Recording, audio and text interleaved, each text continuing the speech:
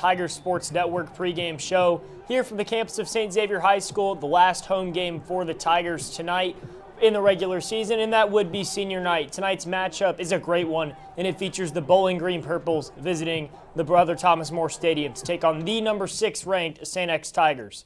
The home team Tigers come into this game off a win from PRP while bringing their record to 6-3. Meanwhile, the Purples arrive with a strong 7-2 record. Now let's highlight some key players that will come crucial roles into this matchup. On the offense for the Tiger, they're still led by junior quarterback Mason Trimble, who's thrown for 1,800 yards and 16 touchdowns to only 3 interceptions on the season, dragging along a 66% completion rating. Trimble is known for his strong arm and mobility in the pocket, having rushed for 3 touchdowns as well this season. With senior running back Manny Grain still sidelined due to injury, junior Marlon Harbin, who typically is a standout wide receiver, will still be getting the main reps tonight as the Tigers aim to get Gray back next week. Defensively, the Tigers are led by junior tackle Luca Benz, who's made 48 tackles leading the Tigers this year, and senior defensive end and Eastern Illinois commit Eric Ekins contributes with 28 tackles and 4 sacks, while junior outside linebacker and standout player Karsten Bush has 6 sacks. Now some keys to the game for the Tigers. Their offensive rhythm has been strong in recent games, and their record really doesn't show how great they've been so far this season. Alongside Marlon Harbin, who'll go in the slot a little bit outside of the running back position, the Tigers boast a talented receiving core consisting of Kyle Krupp, who has 8 touchdowns, Lucas Shelton, who has 460 yards, and Anthony Barbie, who leads the team in receiving yards with 502 yards. The versatility of this receiving core makes the Tigers' offense dynamic. Defensively, the Tigers have got to be sharp tonight. They're going to face a really heavily air-raided offense led by a lethal quarterback, Deuce Bailey, who's thrown for 2,100 yards and 31 touchdowns. The Tigers will need to keep a close eye on Trevi Barber, who's also got 800 receiving yards and 13 touchdowns. And Bowling Green's best defensive player, Montrez Trussell, poses a significant threat off the edge, recording 9.5 sacks and 72 tackles. With key players and some strategies outlined, we're ready to kick off from Brother Thomas More Stadium here in just a few minutes. But here's the coach's show. Back at St. X, John Spears, Tony Burke closing in on kickoff, final regular season home game. And this guy knows a little something about the opponent. Former Bowling Green coach Kevin Wallace joins me, now the Tiger coach. And you got the Purples coming in here tonight. This is not one of those, hey, let's just get to the playoffs. It's a meaning. This team is good now. You got a Division I quarterback, and you got a lot to deal with tonight. Division I quarterback, statistically the top receiver in 5A, and Trevi Barber. He's also got offers, and they've got athletes in a lot of different places on both sides of the ball. Got a Division I level kicker. Their kicking game's excellent. They have all the pieces to win another Class 5A state championship, and I think that the game is unique in that it's the end of the regular season, and you're not really thinking about how it impacts your district seeding, that kind of stuff. But there's a big RPI swing for both of us off of the result of this game. They could be playing for a situation to where they don't have to go to Cooper in the semifinals. We could be playing for a variety of a number of situations, including being able to play at home in round 3. So it's a game that both of us would like to win just because of the comfort level of the RPI. If you had your druthers, would you rather have a bye week? Would you rather have district play in maybe this week so that this game actually is very critical to the playoffs, or do you like it the way it is? I don't really think about those things, John, to be honest with you, because I don't control. That's why I asked the question. Yeah, I don't control those things, and really your schedule, when you're sitting at a place like St. X, you also don't control that very often because you've got to find 10 games, and you don't have a whole lot of control over where that open date is. Next year, by the way, this will be the open date. Nobody wants to play St. X, Trinity, Male in the 10th week of the season. No, they don't. Right? No, and that's why we ended up with this week open. Next year, Bowling Green made a request to us that they would like to stay on the schedule, but they didn't want to play week 10. Yeah. And, if you look at this, if you were an NFL team, a lot of stars wouldn't play. Correct. But the game does have impact, and like I said, with the RPI, so you have to play it in a normal fashion. Speaking of guys that won't play, you got a little virus going through the school here. Yeah. Not just the team, but the school, but it's affected your team. Do you even know who's going to be lining up on both sides of the ball? No. We have practiced with a real different lineup on Tuesday and Wednesday. We've done something I've never done in my career in that we're taking Thursday off. Whoa. We didn't even practice on Thursday, and we just felt like it was better to get away from each other. We sanitized the locker room, done a lot of different things here to try to take 45 hours away from each other and hope that whatever illness we've got going around kind of dissipates and that we can get back to a normal-looking lineup when we get on the field. This is not a place where absenteeism is usually a problem. Correct. And when you look at an absentee sheet on Tuesday and Wednesday and about 40% of the people who are absent were football players, you know it's something inside our locker room. So when double-digit guys not here on Tuesday and Wednesday, and a lot of them were guys that we really count on. So keep our fingers crossed when we walk out there tonight that we've got the right people in the right places. I know about this place. My record in detention is long and glorious. So Rocco Pointer goes down last week. He's carted off. Not good news. And give me some good news. Give me another Manny Gray update. Well, Manny is probably not going to play Friday. That was the intention. Things didn't go right as nothing catastrophic, but just didn't feel as comfortable as we thought he should feel. There's no reason for us to take that gamble. So we're going to give it another week, put him through a little rehab. Ironically, it's not necessarily the knee. It's all related, but after he did a lot more work than what he's been accustomed to doing, started to have some tightness in the hamstring. So we've gone back to some PT type stuff, for some strength exercises, try to get him to a spot where we don't run a risk of having a hamstring or a groin injury on top of the rehab of the knee. So think he's going to be fine. Just don't think it's worth the risk this week. And Rocco, the news not good. Yeah, Rocco's out, has a fracture in his leg, actually going to have surgery on Friday, going to have a plate and pins put in it, and we'll miss senior night. Hate that for him. Hate it for our team because he's been playing really well for us. It'll mean the new people in at corner. It'll probably mean that Marlon Harbin becomes a little bit of Travis Hunter, and that he's going to have to play a lot more both ways, in particular when you're playing a Bowling Green and then Simon Kenton, two teams that rely a lot on the pass. We've got to be prepared to have Marlon in the game an awful lot. We'll talk more about this next week, but Simon Kenton is going to be your first-round opponent here at St. X.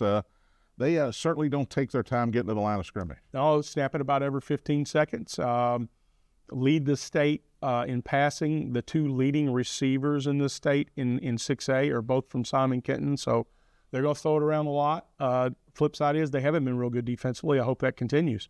Coach, good luck against your former school tonight. Yeah, thanks. It'll be nice seeing a lot of guys and folks that I know, but doesn't make me want to win any less. Head coach Kevin Wallace. We'll be back with the opening kickoff. You're watching on the Tiger Sports Network and listening to St. X High School football on Big X Sports Radio.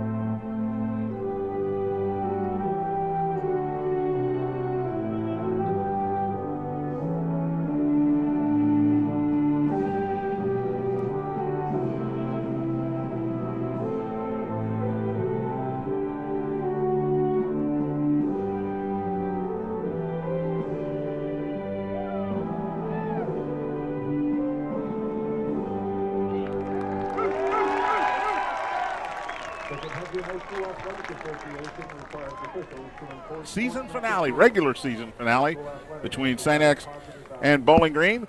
Tigers will open the playoffs next Friday night at home against Simon Kenton, who will be a 3 seed in their district, a team that throws the ball all over the field, runs very quickly to the line of scrimmage. They get a playoff every 15 seconds, but they also give up a ton of points as well. Common opponent, Ryle, who lost to St. X, beat the Simon Kenton team 37-0. Madisonville North Hopkins will travel to Bowling Green in 5A for a first-round game that appears to be a mismatch on paper, at least. Tigers, actually the Purples won the toss. They deferred. They'll kick it off. The Tigers will send their two deep men to the school end of the stadium, Kyle Krupp and Marlon Harbin. We are just about ready to get underway. Tigers in their home green uniforms, yellow numerals, yellow pants, traditional white helmet with the green X. Bowling Green, road white uniforms. What color are those pants, Tony? Are those gold, light gold, I'd call them beige? gold. I'd say gold. They're gold. It's the gold helmets and purple numerals. And Braden Widener will kick it away once he is allowed to by the 5-man officiating crew. And here we go. Left-footed kicker. About to put toe to ball. We'll check the starters as we go here because of the illness going around school this week. Ball's taken by Harbin at the 1 on the left hash. Comes right up the hash mark. Gets to the 15. Cuts it outside. Makes a man miss to the 20. And out of bounds near the 30-yard line. And that's where the Tigers will start. Mason Trimble, junior quarterback. He's having a great year. He is 5th in 6A with 202 passing yards per game, Tony. And when he's good, he's really good. No, he's been good all year, John. I wouldn't even say when he's good. He's been very consistent all year. He's completed 179 out of 127 out of 187, and 16 touchdowns with only 3 interceptions.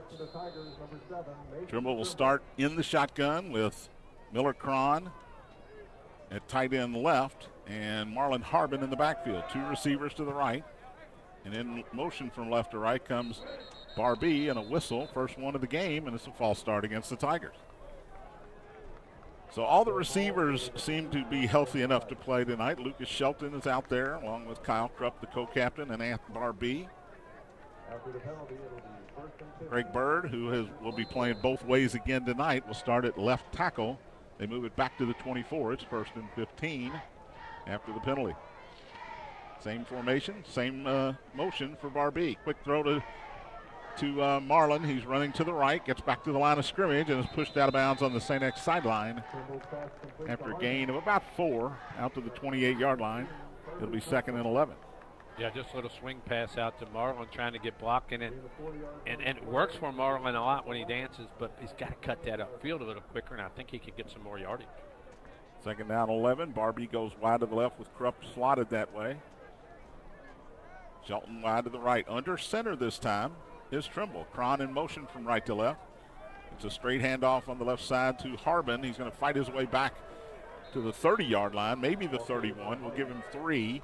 And that'll bring up a 3rd and 8 for the Tigers on this opening drive on this gorgeous night for football. It is football weather all of a sudden. It is. Not a very big crowd out here tonight and night after Halloween. Some people, I guess, are still out trick-or-treat. So 3rd down and 8 on their opening possession. 3 receivers in the pattern. Straight drop for Trimble. Has time. Throws over the middle. It is dropped in and out of the hands of Marlon Harbin. No, that is Barbee. Out at the 40-yard line. Would have been a 1st down, but instead the punt team will come on for the Tigers. Well, I believe number 10, Ethan Warder, did a good job of stepping in. The ball was right on the money, but the defensive back was right there. I'll tell you on the replay, yeah, it was knocked away by number 20, actually. So Logan Blinko will kick it away. 2 men deep for Bowling Green, standing at their own 40-yard line. Low snap. Blinko gets it out of there. Good high kick. Fair catch called for and made, but bobbled, and he bobbled it out of bounds. That was Warder who fumbled it out of bounds, but Bowling Green will keep it and start at their own 38-yard line. Well, nice job by the Bowling Green defense getting the Tigers out quickly. And when they come out on the field, Deuce Bailey's a guy that's thrown for 2,100 yards, and the most impressive stat I think he has is he's thrown 31 touchdowns with the 5 interceptions, and we've seen him for 4 years. And we're ready to not see him anymore, to be quite frank. They also have one of the leading receiver in the state as well in Trevi Barber, who's got 42 catches, 13 of those for touchdown. 3 receivers to the right. They don't run it much. It's an empty backfield for Bailey on 1st down. In motion into the backfield and a quick handoff up the middle. Not much there.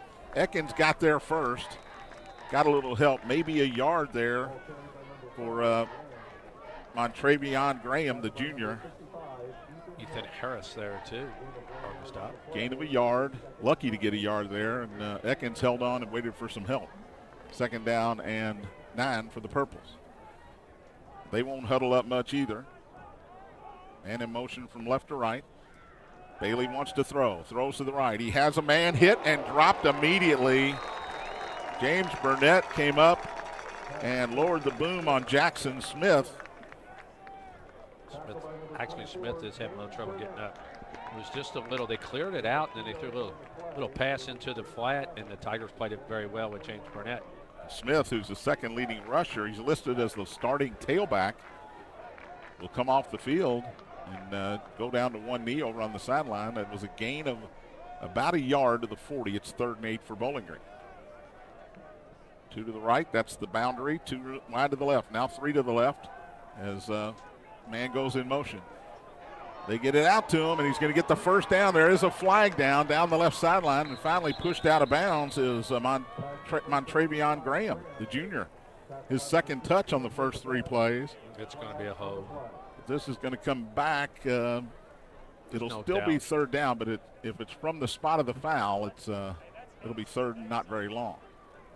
Yeah, there's no doubt the other wide receiver out here blocking for him downfield had a hold of the St. X corner. I think it was Burnett, and he couldn't get away from him, and it was an easy call. Was watching the referee downfield, didn't throw his flag, but the trail referee, no doubt about it. And Marlon Harbin, by the way, did get the start at corner today with Rocco Mediate. I've said that twice now. Rocco Pointer being out for the season. It's still a 1st down, even with the penalty yardage. I don't know how that's possible. But it's 1st down at the 48-yard line. At their own 48 for Bowling Green. It's interesting, Tony. I'm a little perplexed here. Empty backfield. Bailey wants to throw over the middle. He's got a man. It's caught at the 42. Making a move to the 40. Getting a block downfield. Inside the 30 and finally pushed out at the 20-yard line. Inside the 20-yard line is Trevi Barber. Again, one of the leading receivers in the state. He just ran a little slant across the middle, Tony, and kept running away from people until he got all the way down to the 23-yard line. 1st and 10, Bowling Green. Yeah, he just came straight across 2 Tigers. Couldn't get to him. He just made a little move, and he went all the way across the field. Like you said, now it's 1st and 10, the Purples at the 23 of the Tigers. He's a 5'9" junior. He'll play defensive back as well. Here's a handoff, and hit is Montravion Graham in the backfield and dropped immediately for a loss of a couple. Back at the 24-yard line. Ethan Harris made the tackle. Good to see my guy Brennan Garr back in there. He missed last week's game with an injury, but he's back in on that defensive line. Corey Tutt will now come in. Pass rush specialist here on 2nd and 12. Man in motion from left to right, or from right to left. I'll get my directions right before the night is over. Bowling Green resets and changes the play, perhaps. Bailey takes a snap, looking left. Now in trouble, going to run out of there with it, and he's going to get back to the original line of scrimmage, maybe, and push back there to bring up 3rd down and long. Marlon Harbin in on the tackle. Luca Bentz came from his opposite linebacker position to get in there as well. They spotted at the 25, so it'll be 3rd down and 11 here for the Purples. Yeah, the flat kind of cleared out for Marvin. He just stayed in his zone coverage, and when they got it up there, he just came up and made the play. Bailey takes a snap, straight drop, 4-man rush, throws, has a man, it's caught inside the 10 for the 1st down. That is Christopher Sweeney, senior. That's his 14th catch on the season. And it'll be 1st and goal for Bowling Green quickly down at the 6-yard line. Well, that time Marlon did not drop deep enough. They just threw it right over his head. Now Bowling Green's knocking on the door. 1st and goal at the 6. It's a handoff to Graham up the middle. He splits a couple guys and falls forward to about the 4-yard line. Jack Moran got a piece of him, just enough to knock him off balance. They spotted at the 5, still 2nd and goal. 2 H-backs in there. Bailey will give it to one of them.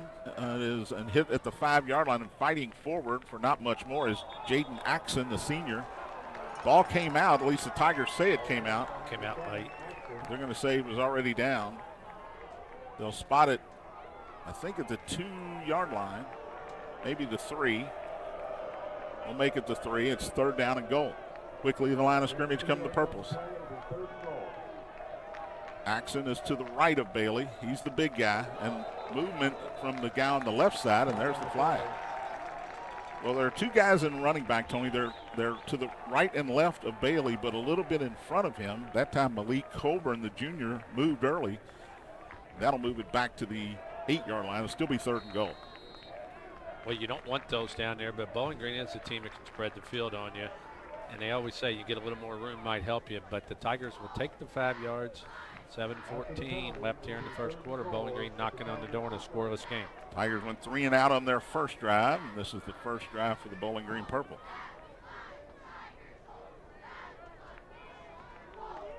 Barber, it's a guy you got to keep an eye on. He's the widest to the left. There are 3 receivers that way. That's the wide side of the field. And Mark Spader, the head coach of the Purples, didn't like what he saw. He's going to use his first time out with 6:55 to go in the quarter. We'll keep it right here. Scoreless, but the Purples are threatening. By the way, over at the old Durrett campus, late first half, about 5 minutes to go in the first half. Manual leads Male 7-0. Talked about in the pregame, Male is really banged up. But Male right now ranked number 1, Manual number 3, but Manual number 1 in the RPI. So a lot of postseason repercussions, late postseason repercussions going on in that matchup. Yeah, that's a game where, it comes down to a big thing. But we talked about it and mentioned that earlier that Mill's playing really banged up. So we'll see how they can contest the Crimsons over there. You know, I'm looking at how many points the Purples have scored this year. They're averaging 40 a game. 40 a game. Yeah. So you know that you got to be on defense. You got to hold your responsibilities and play your spots and then tackle. So Axon will stay in the backfield, probably to help block for Bailey. Now Barber's in the slot to the right with 2 other receivers. Tight end goes in motion. That's Kirkland. And he's on the left now. Bailey straight drop, wants to throw. It's a slant over the middle, over the head of Barber, the intended receiver. Harbin was there, Dobson was there, and the field goal team will trot out for Bowling Green. It looks like Bailey just threw the ball to a spot. St. X had the best chance of it. Marlon Harbin was the closest guy to the ball, and there was nobody actually within about 3 or 4 yards of that football. Grayson Newman will hold it for Braden Widener. He is 2 of 5 on field goals this year. This is a 25-yard attempt from the middle of the field. Good snap, good hold, good leg. Widener puts Bowling Green on top, 3-0, 6:50 to go, first quarter. You're listening to St. X High School football on Big X Sports Radio.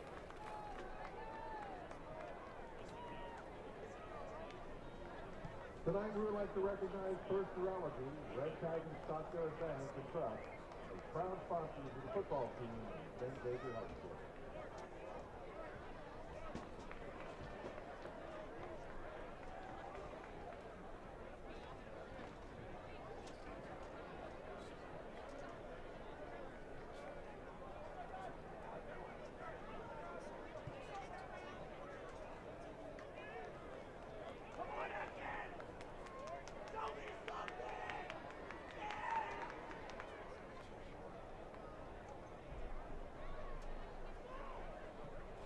Kicking off for the Purples, number 91, Braden Widener. Backseat for the Tigers, number 2, Kyle Supp, number 6, Marlon Harbin.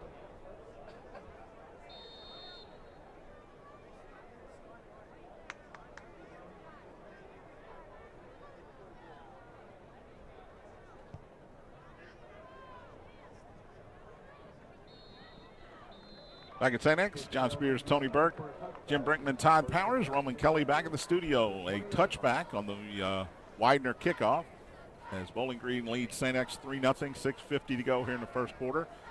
The penalties are killers, Tony, and Bowling Green gets that false start on 3rd and goal at the 3. They end up having to settle for a field goal.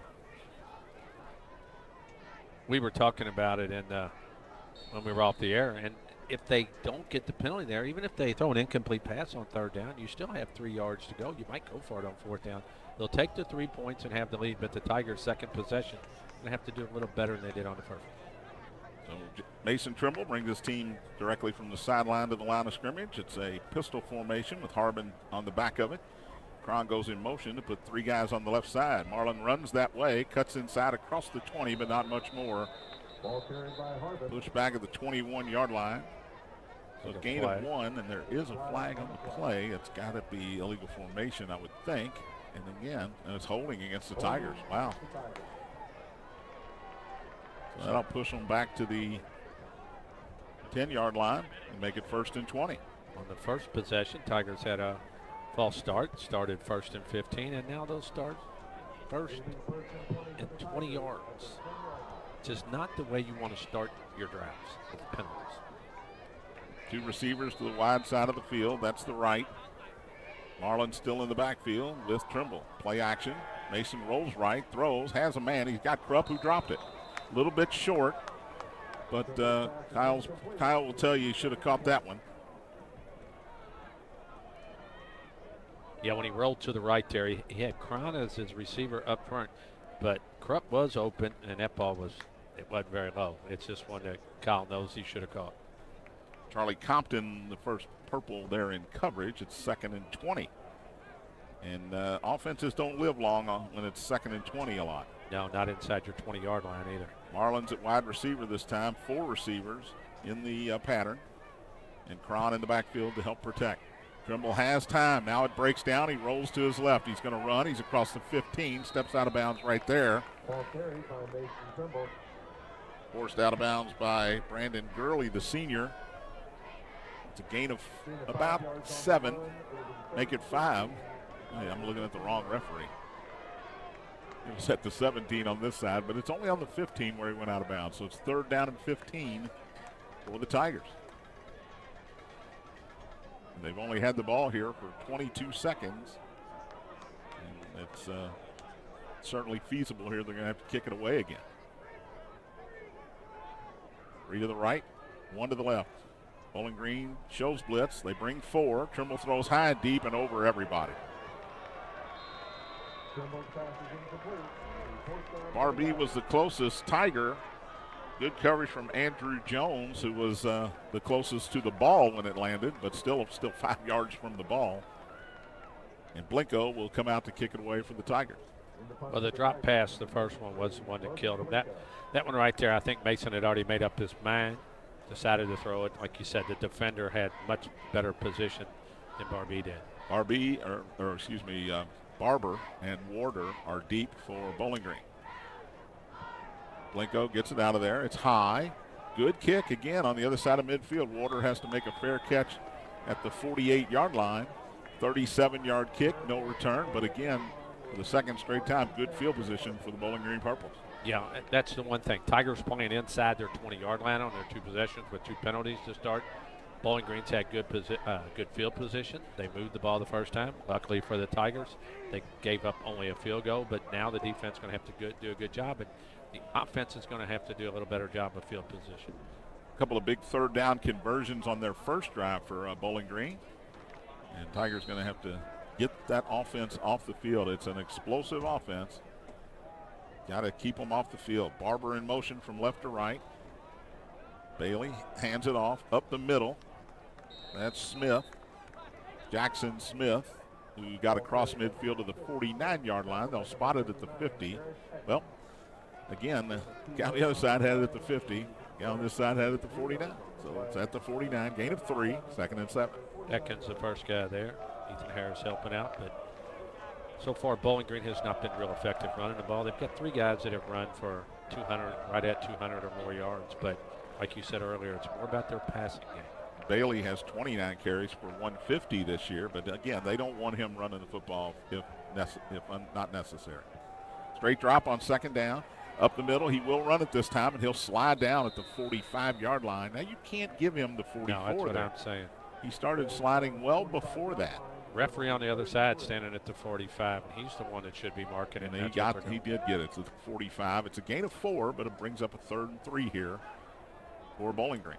That's the one thing that worries you. They brought the blitz right there, and they did a good job of coming up because Deuce Bailey, I thought, had some room to run. 3rd down and 3, maybe even 4-down territory here for Bowling Green. Straight drop for Bailey. Throws it to the man out of the backfield, and he dropped it. On Travion Graham, the junior, right in his hands, and was going to have the 1st down easily. It's 4th down, and let's see what Coach Spader wants to do here. Offense is staying out on the field for now anyway. I'm not sure I want to give the Tigers the ball at the 45 here if I'm Bowling Green. They're just going to try to draw them off sides maybe. Well, they might because they jump. It is a 1st down. Still on a hard count.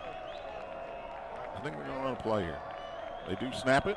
It is a quick kick, Tony, right on it. It's going to bounce at the 11. Take a Bowling Green roll. Did it get into the end zone? It's close. And they are going to say it's down at the 1-yard line. Terrific kick from Deuce Bailey. He can do it all. And the Tigers will start 99 yards from the end zone on this drive with 4:47 to go here in the 1st quarter. Down 3-0. Well, the ball hit an 11-yard line and rolled down to the 1. A great job by Bowling Green covering the kick. So good job by the Tiger defense, but going to have to flip this field sooner or later. So there's 47 left here, 1st quarter. The Purples from Bowling Green lead the Tigers 3-0 here at Brother Thomas More Stadium. Halftime over at Mayo. Manual leads Mayo 14-0. We'll keep you updated on that game. So Trimble will start in the shotgun in his own end zone with Marlon Harmon to his right. Nothing like a 99-yard drive. He'll hand it to Marlon. Running right. He's got some room. He's across the 5 yards of flag in the area of holding. Marlon's going to go all the way out across the 20 for no reason here because this one's coming back. So the 3rd possession of the game for the Tigers, and all 3 the first plays have been a penalty. Now, it won't be that much of a penalty because it's about 3 inches. Yeah, it's a half a yard at most. But it negates a 19-yard gain, and I'm not sure the hold was important there. It looked like Marlon had gotten outside well before the flag was thrown. 1st and 10.5. The ball spotted inside the 1-yard line. You cannot move it back any farther than where it is, or it's in the end zone. And now, John, I think I'd go under center and just run a quarterback sneak. You're way back in that end zone. 3 to the right. Harmon in the backfield. Tight end is Cron. They give it to Marlon, running left, and he did not get out of the end zone. That's a safety. You can't run sideways in the end zone. You got to run forward, Marlon. Brandon Gurley, the senior, made the tackle, and it is all of a sudden 5-0 Bowling Green.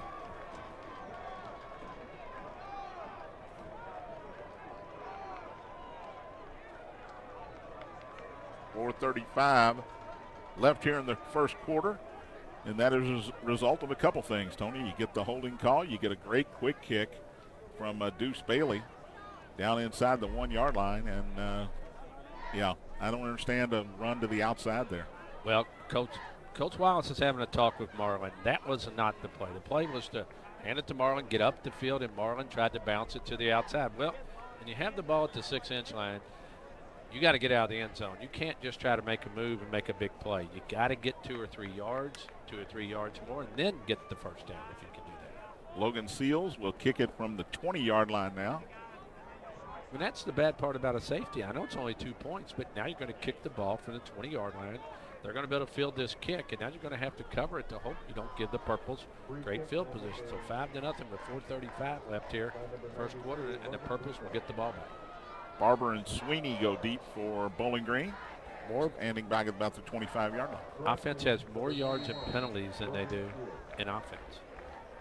So Logan Seals comes up, hits a low screaming line drive. It bounces and gets past Sweeney. It's all the way back down to the 10-yard line. Now the coverage has to be good. Sweeney at the 15, and he's drilled inside the 15-yard line. Well, Seals, I think, was trying to kill it, and he kicked a missile that just took a bad hop for Bowling Green and break for the Tigers there, as Bowling Green will start at their own 14-yard line. Yeah, the ball rolled all the way to the 11-yard line, and then that's when you worry that you out-kicked your coverage. But Tigers cover it great. They come up with the good play. So I was talking about flipping the field. Now the defense has got to do their job to help the offense. Cooper Roggenkamp put a lick on Christopher Sweeney there.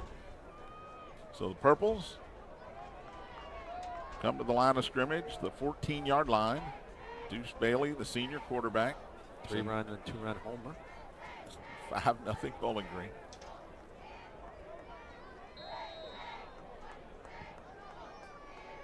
Bailey takes a snap. Quick throw over the middle. It is caught, hit, and dropped immediately by Karsten Bush. That's Hudson Notmeyer, junior tight end. He gets it out to the 21-yard line, a gain of 7. It'll be 2nd and 3. Just a quick little pop pass on. That's the play I would have done. The slot receiver, they had 2 guys left. Tigers had 2 guys out there, and a great play by Karsten Bush. 3 to the right, 1 to the left on 2nd down. Bailey looks to the sideline to get the call. He's got Graham in the backfield with him. Moonlight Graham. Tigers show blitz. They're coming and hit by the blitzer. Maybe that's Roggenkamp. Was Graham. Devin Ryan in on the hit, but it was Roggenkamp. Came from his outside linebacker spot, came right down the line of scrimmage and got his legs. So you're looking at this is a huge play for the Tigers. Third and one. Can you get off the field? Roggenkamp looks like he wants to dive in there again. Bush is on the left linebacker. He's threatening a blitz as well. They're going to give it to the running back, and he's going to get the first down and maybe a couple of yards more out across the 25-yard line. Graham again. Just good hard running on Travion Graham. Brennan Garr made the tackle, but it's a first down across the 25. Under 3 minutes to play here in the first quarter. 5-0. You heard that right. 5-0 Bowling Green.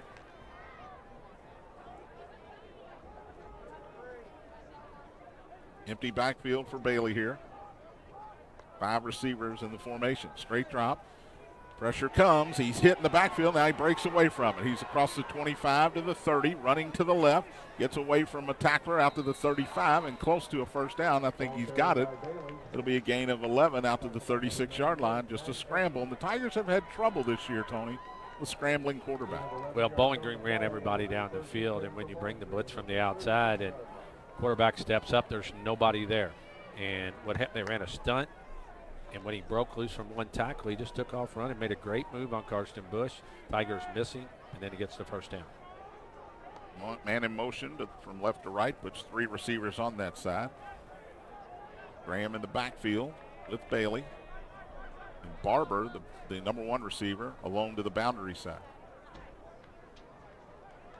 Looking right, throwing right, being caught at the 41, breaking a tackle, and finally hauled down at about the 43-yard line. That was Christopher Sweeney, his 2nd catch of the night. A gain of 7. 2nd and 3 is where you want to be, Tony. Oh, and actually, the St. X defense has not played bad. They gave up the 1 drive where they gave up the field goal. The offense just has not given them any help. No first downs for the Tiger offense tonight. 3 penalties. Yeah, and again, those penalties have been on first down each time. It's killed them. Here's a handoff to Graham. He's hit in the backfield by Ekins and hauled down right there. Devin Ryan was there as well. Still going to be a gain of a yard to the 44, but it'll bring up 3rd down and 2 with 1:15 to go in the quarter. Yeah, actually a great job by Trey Graham, the junior running back, to get what he got, because now they look at 3rd and 2 from their own 44-yard line. Clock runs to a minute. Tigers are calling whatever play it is to get your hanky out with a yellow. They haven't gotten a lot of yards rushing, Tony, but they've gotten yards on 3rd and short when they've needed them. They're overloading the right side. Here's another 3rd and 2. High snap. He has to bring it down, and then he's going to get the first down running to the left. A broken play, and off to the races, stepping out of bounds inside the 40 was Deuce Bailey. And the Tigers are lucky he stepped out of bounds. Well, what happened was the outside linebacker on the side who's walking with his head down went inside. And when the play broke down, Deuce Bailey just ran to the outside. And luckily for the Tigers, he went out of bounds. Out of bounds at the Tiger 38-yard line. And 1st and 10, Tigers just cannot get Bowling Green's offense off the field. You know, I know I probably drill it too much, but when you're playing that outside, you have to keep your responsibility. The Tigers have done it all year. You chase the ball, and then all of a sudden it's outside. Bailey with a quick throw to the right. It's caught by Smith. He makes one-man miss. He's got a first down. Pushed out of bounds. Keeps running, but the whistle had blown inside. They're going to spot him actually at the 29-yard line, so it's a gain of 9. And that'll bring up a 2nd and short, and they've lived on 2nd and short for the last couple of drives. Yeah, they just threw it out in the flat. No Tigers within about 5-10 yards, and one guy blocking downfield. And they get it all. They get 9 yards on first down. As first quarter coming to close to an end, and 5-0 Bowling Green. 2nd down and 1. Take a shot here if you're the Purples. Why not? Graham in the backfield. Tight end goes in motion. They do give it to Graham up the middle. He'll get the first down, not much more as he crosses the 30 to the 28-yard line.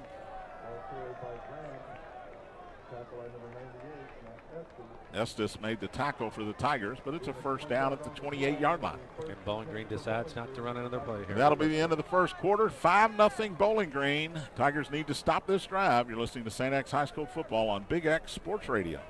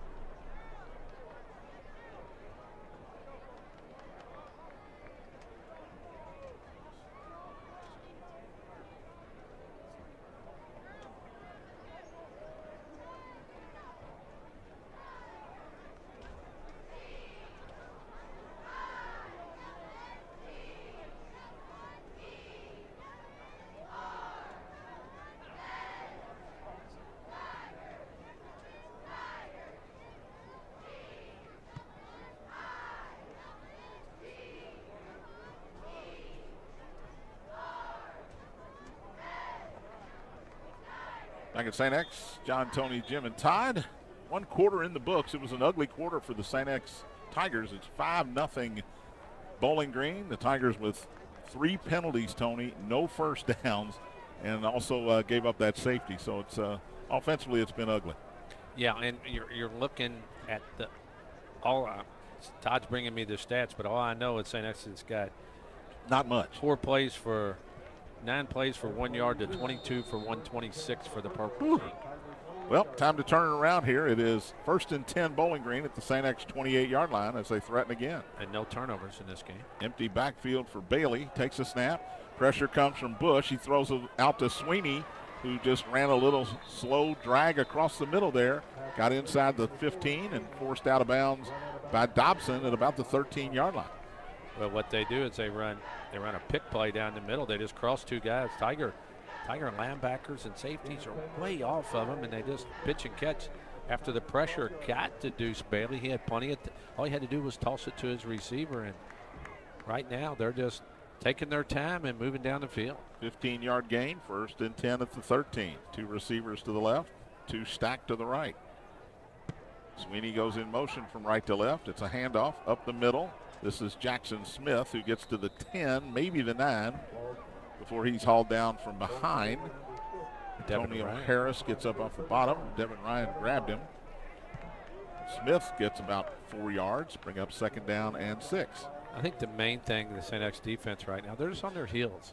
They've been on the field the whole first quarter here into the second. Got to hold them to 3 here, I would think. Great drop. Wanting to throw, throwing back toward the back end of the end zone. It's caught for the touchdown by Barber. James Burnett is down. He went for the interception. He's up slowly now. He's upset that he didn't pick that off. But he thought he had it. Instead, it's a touchdown for the Purples. Yeah, James Burnett came across the field, and I thought for sure he caught the ball. Watching the replay, he came off his cornerback spot, jumped up, and, gosh, looked like he should have knocked it away, but just over his outreached hands for a touchdown. 11-0. Purples with 11:23 left here in the second quarter. 14th touchdown of the year for Trevi Barber. And they'll go for 2. And they will go for 2 here to try to make it 13-0.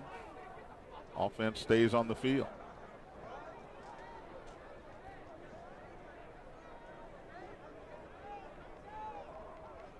Jackson Smith in the backfield. Man in motion from left to right. Bailey takes a snap. There's a whistle and a flag and a delay of game on the 2-point try, I believe. Yeah, it's going to be a delay. So now do you kick it, I think? I think you definitely kick it now. The Bowling Green had set up what they wanted. They had guys on the right side. They went motion. They had a guy that was going to be open in the back of the end zone. And unfortunately for them, they moved. And now the extra point kicker, Widener, will come on. So Widener, he's got a field goal tonight. He is 42 of 43 on the year on extra points, but most of them are 5 yards closer. Good snap, good hold, good kick. 12-0 Bowling Green, 11:23 to go in the half. You're listening to St. X High School football on Big X Sports Radio. Experience St. X. Experience more than $3 million in tuition assistance. Experience a world-class campus. Experience 29 advanced placement courses. Experience the brotherhood.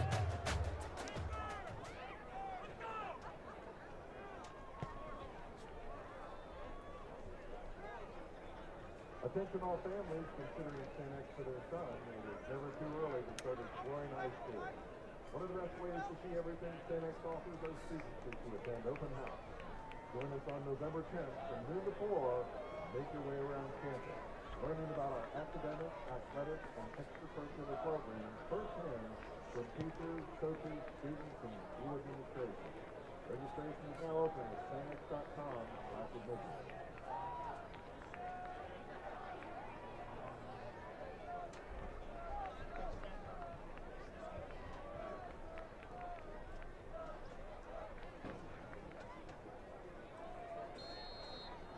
Back at St. X, John, Tony, Jim, and Todd. 12-0 Bowling Green. Thanks to Kent Taylor for listening. We'll say hi to Kent. Widener's kick is going to be returnable. Arlen Harbin drops it at the 3, picks it back up. He's across the 10, running to the left, cuts inside at the 20, and he's hauled down near the 22-yard line. Hudson Nottmeyer and Grayson Newman combine on the tackle, and the Tigers will start there. Well, 1 yard of offense, Tony. They got to get something going here. Well, you're not going to win many games with 1 yard of offense with three penalties on first down. So there's a whole lot that needs to be taken care of by the Tiger offense, and you just can't play with long yardage on first down. And the last penalty moved them back a half yard, but they had a first down to get out of a hole. Shelton and Krupp go wide to the right. That's the wide side. Barbie to the left, and Cron is the tight end that way. Harbin in the backfield. Here's a handoff to Marlin up the middle, bounces off a pile and gets across the 25, down out near the 20, well, spot of the 26-yard line. Gain of 3, bring up second down and 7, and no penalty flag. No penalty. The fourth possession of the game, and no penalty on first down. It's not good when that first time that happens is the 11-minute mark of the first half.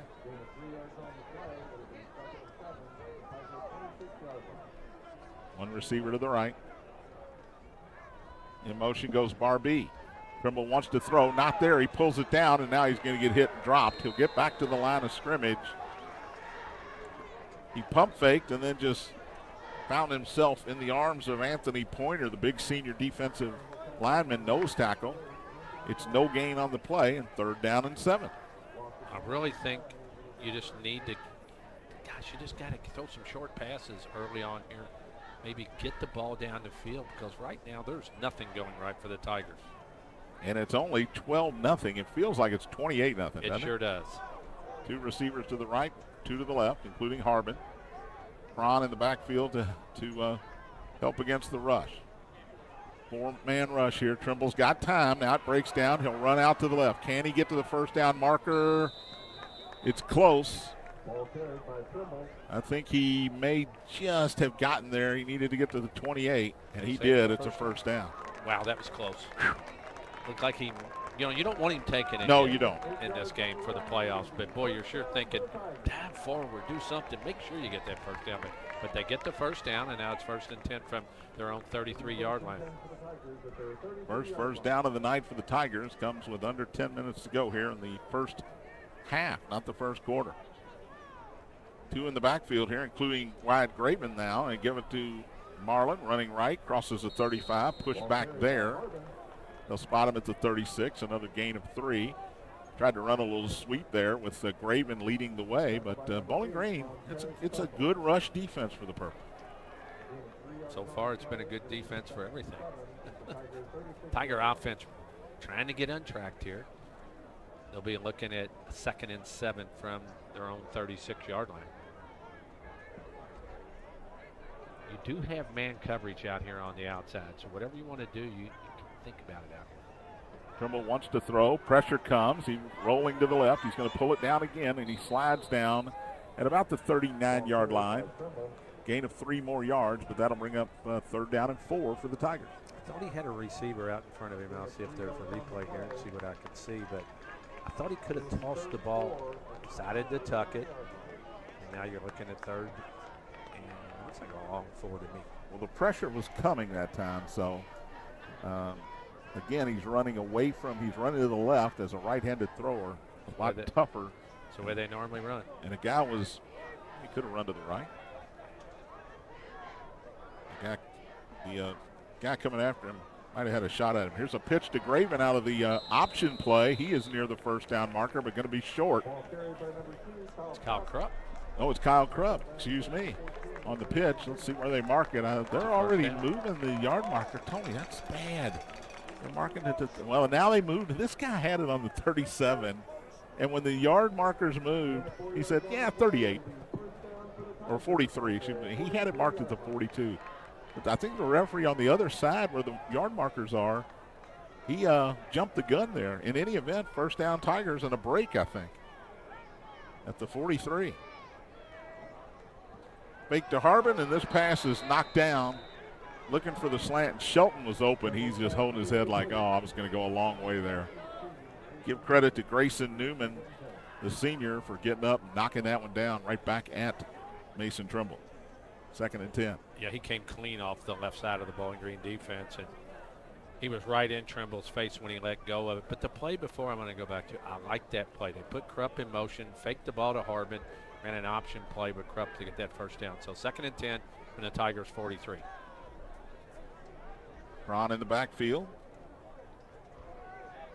Tight formation here. Trimble wants to throw. There's a whistle. A flag from the opposite side. It'll be a false start against the Tigers on 2nd and 10, which turns it into 2nd and 15.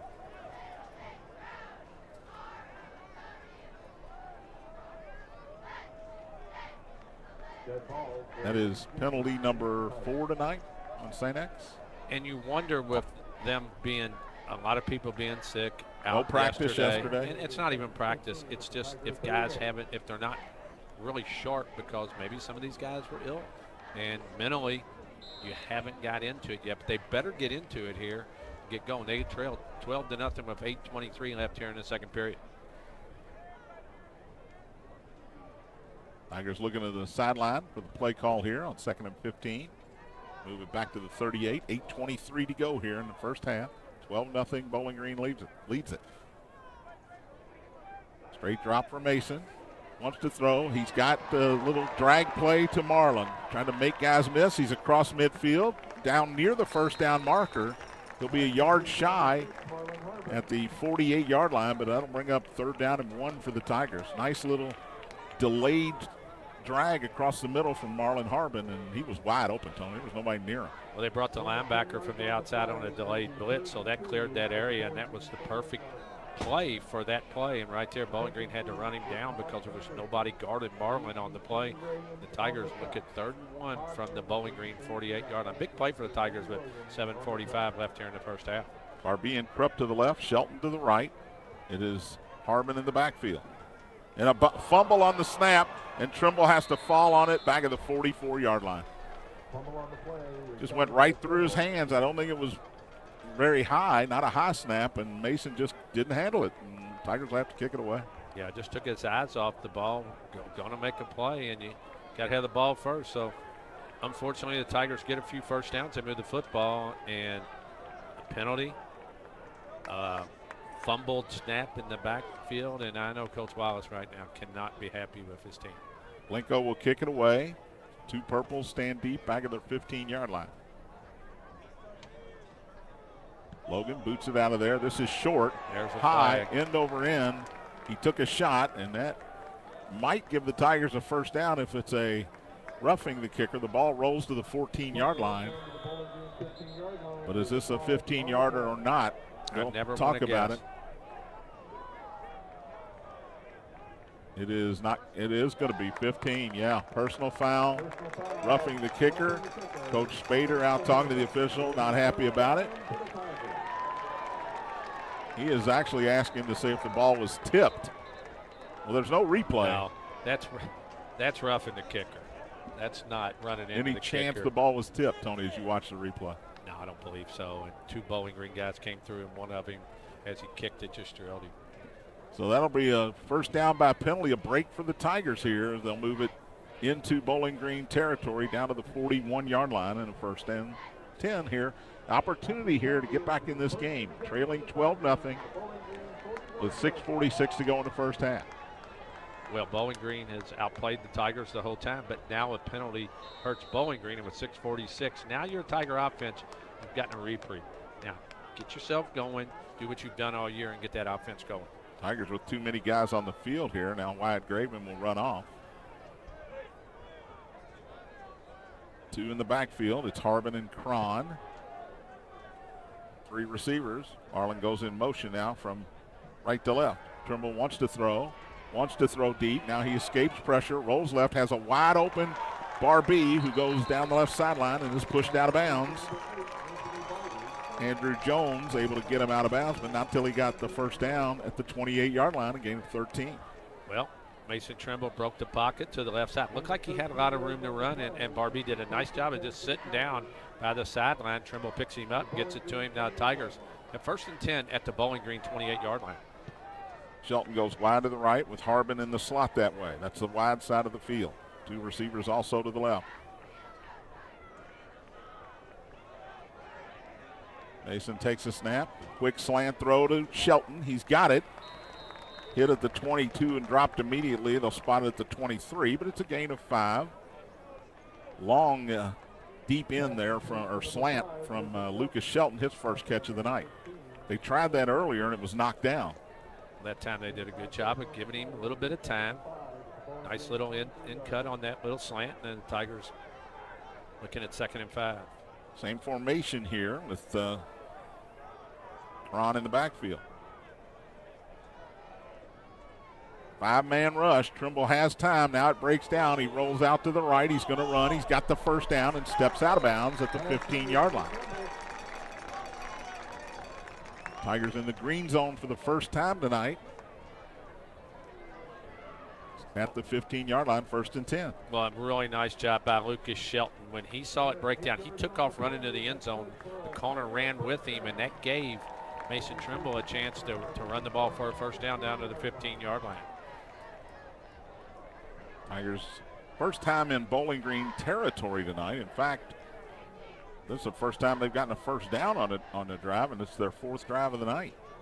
Harbin in the backfield. He'll get the call up the middle, lowers his head, and just not much there. A pile of people. Jaden Axon, the senior, one of the first guys there. It's a gain of a yard to the 14, 2nd and 9. Yeah, hadn't been much space to run inside there. First down, it's just an inside handoff to Marlin, and no gain on the play. And one thing I was thinking of a minute ago, I know now that they got the penalty on Bowling Green, I'd just like to see him speed up a little bit, maybe get some rhythm. 2nd down and 9. The Tigers a little confused here. Arlen's confused. They're going to use a timeout. We'll take one quickly as well. 5:14 to go into half. 12-0 Bowling Green. You're listening to St. X High School football on Big X Sports Radio.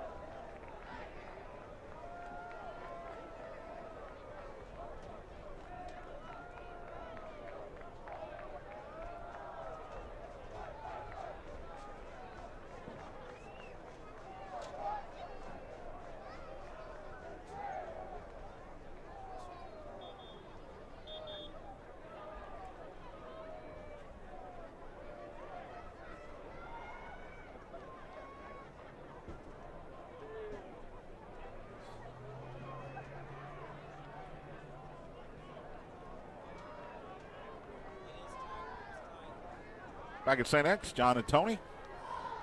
It is 2nd and 9 for the Tigers at the Bowling Green 14-yard line. St. X trying to get some points on the board here. Trimble wants to throw it, breaks down. Now he throws late and overshot an open Kyle Krupp in the end zone. Well, it was hesitation, Tony. He started to run, then saw Krupp and just rushed it a little bit, and it's 3rd and 9. Yeah, you can't call it any better than that. Watching the replay, he thought about running, but like you said, he looked up. Krupp was in the end zone, and he had him. He just, I think, threw off the run, and the ball just sailed him.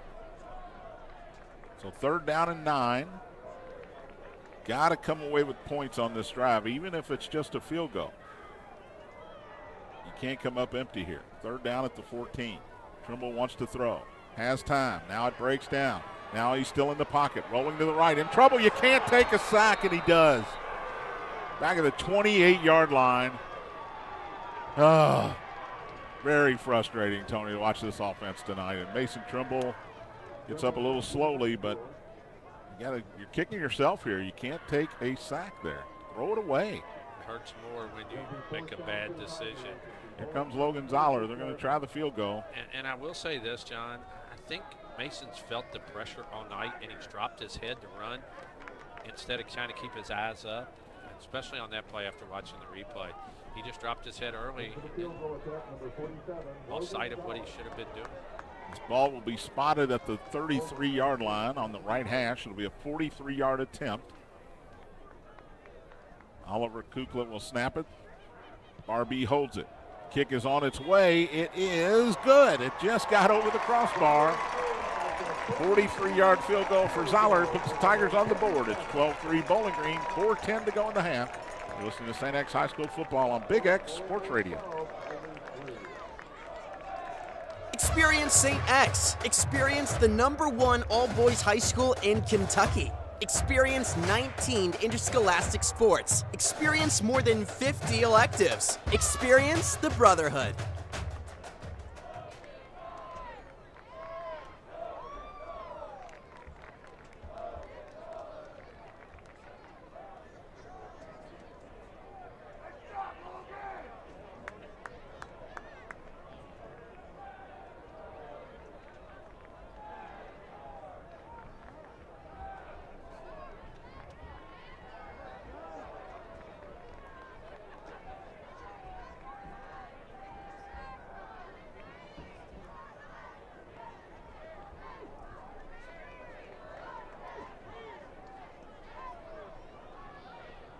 Kicking off for the Tigers, number 91, Logan Field.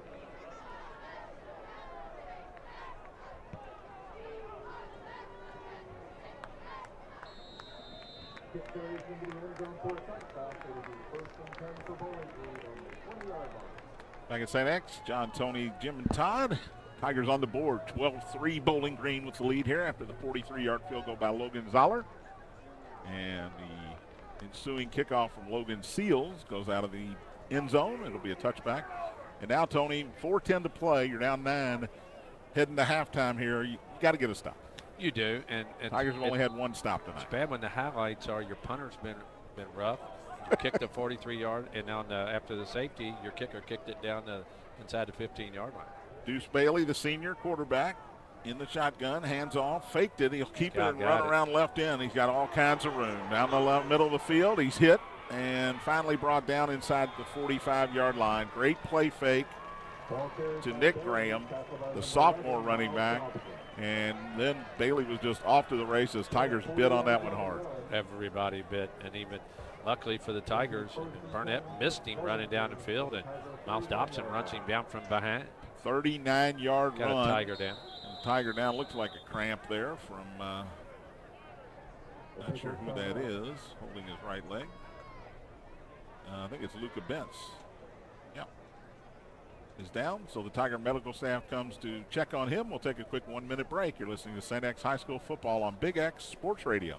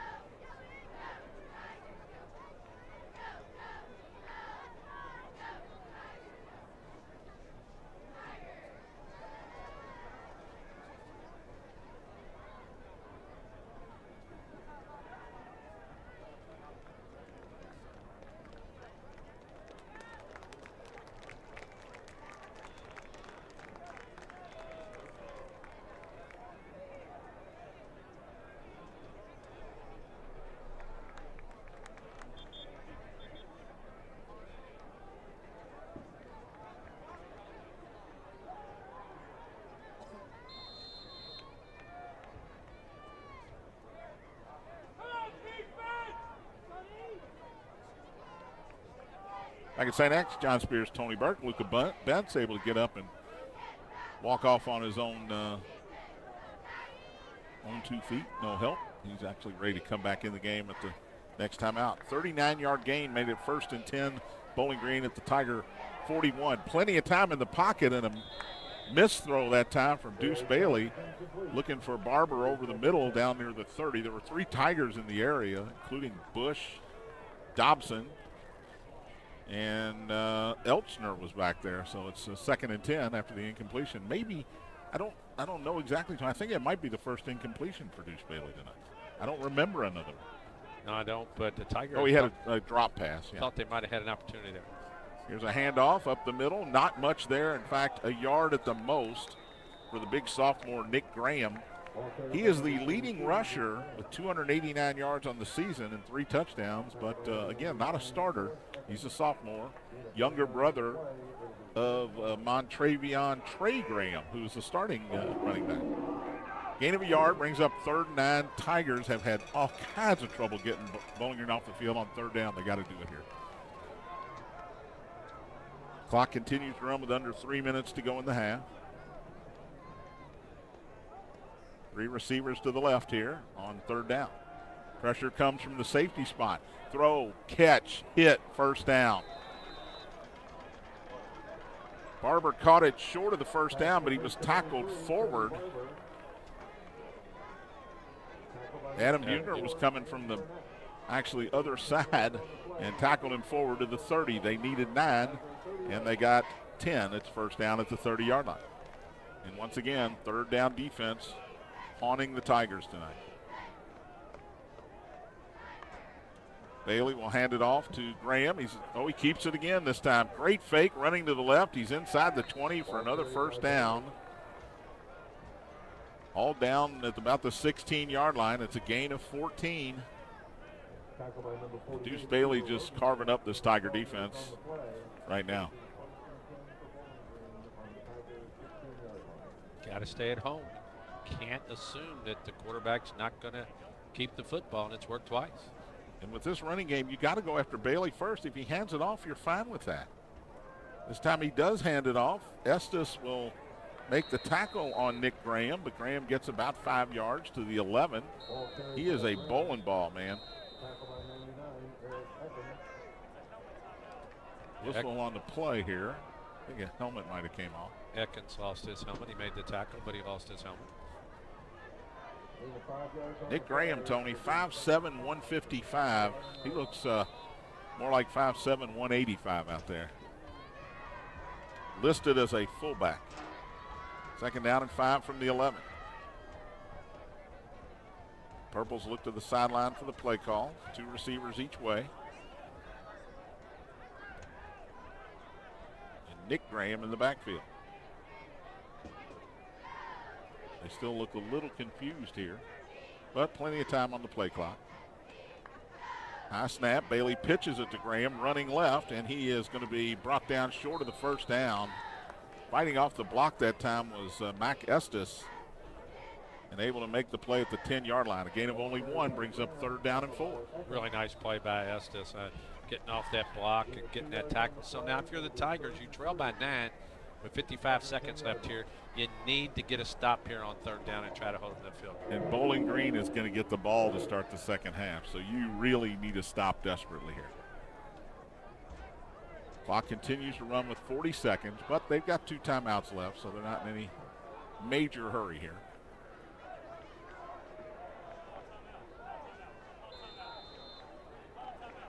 .30 seconds. Bailey takes a snap. Straight drop on 3rd and 4. Wants to throw. Now he'll start to run. Throws late. It's caught in the goal line for a touchdown. Jackson Smith made the catch as he was heading back out of the end zone, but he was in there long enough for the touchdown for the Purples. And this one is getting away from the Tigers early here. Well, a nice job by Bailey. He stepped up, looked like he was going to run it. Tigers came up, and he just threw it right on the money. Actually, Miles Dobson right there on him, but the ball was on the money, on time, and a touchdown for the Purples. 18-3 with 18 seconds and the extra point.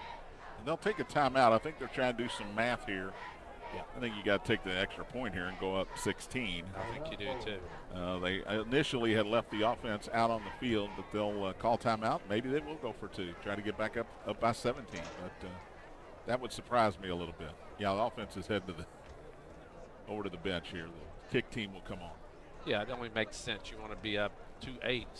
Yep. To me, that's a whole lot better than you don't get it. Now, if you get it, it's great. Everybody always says that, hey, well, if you get it, you got to get it first. So Bowling Green's pretty much dominated this first half. Tiger offense has not been good tonight. And it looks like it's going to be, if the extra point's good, 19-3 at halftime. If there hadn't been a roughing the kicker, the Tigers would not have had an offensive play in Bowling Green territory tonight. So, and it's been a combination of things. Penalties, drop snap, just not sharp.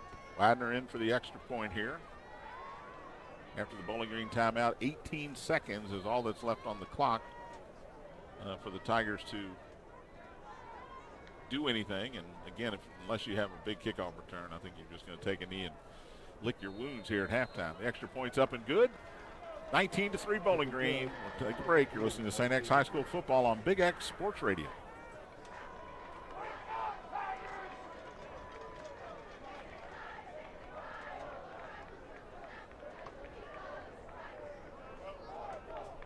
No. 1 minute. We're still in the first half.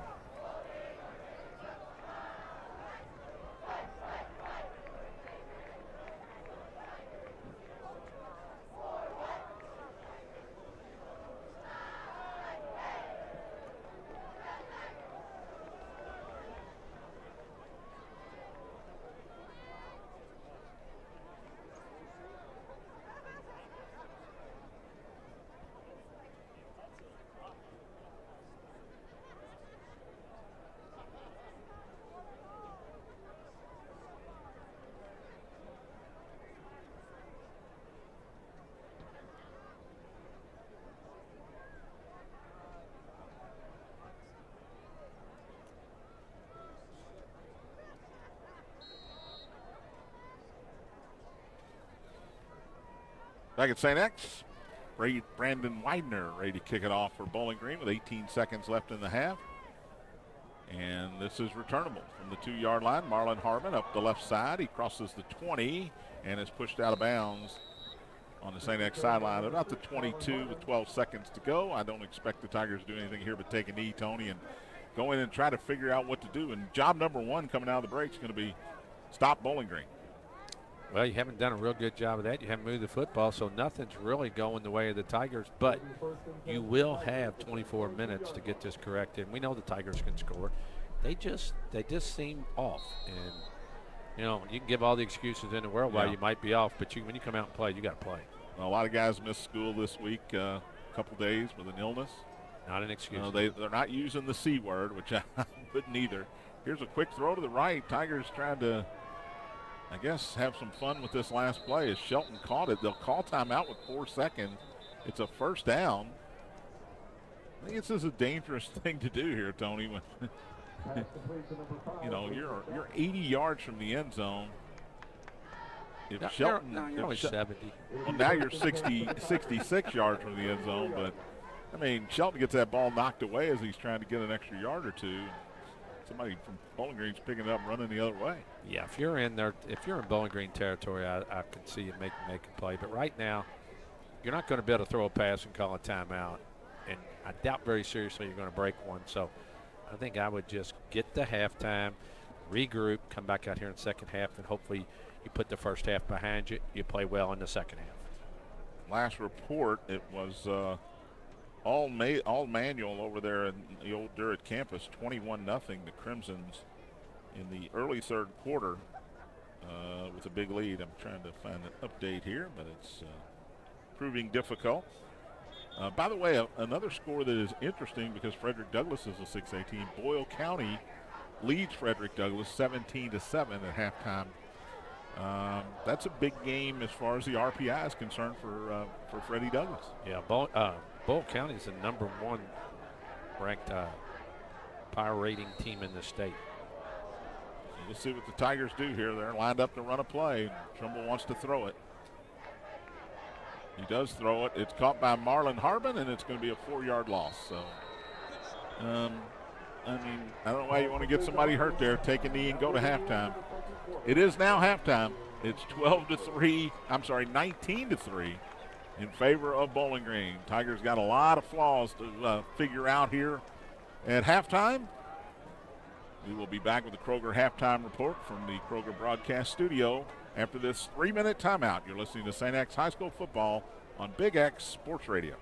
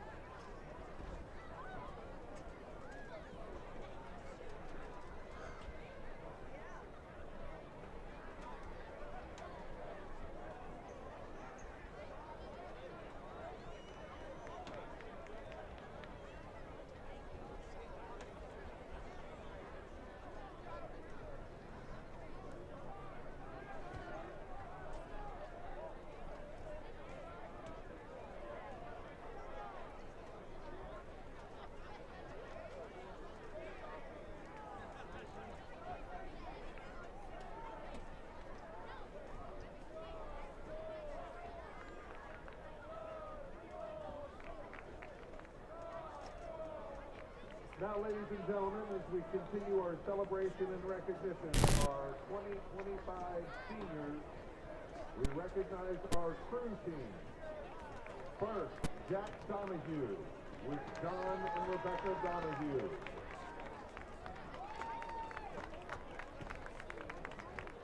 Next, Colin Heston with Malcolm and Lucy Heston.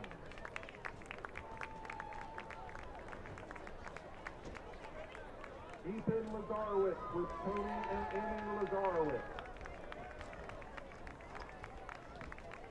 Chadwick McTighe with Chadwick and Lori Beth Bird.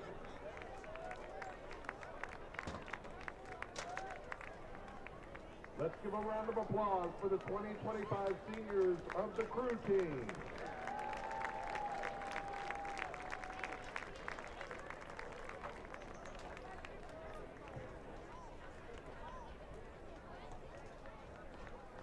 And now for the members of the 2025 golf team. Weston Hardy with Mike and Karen Hardy.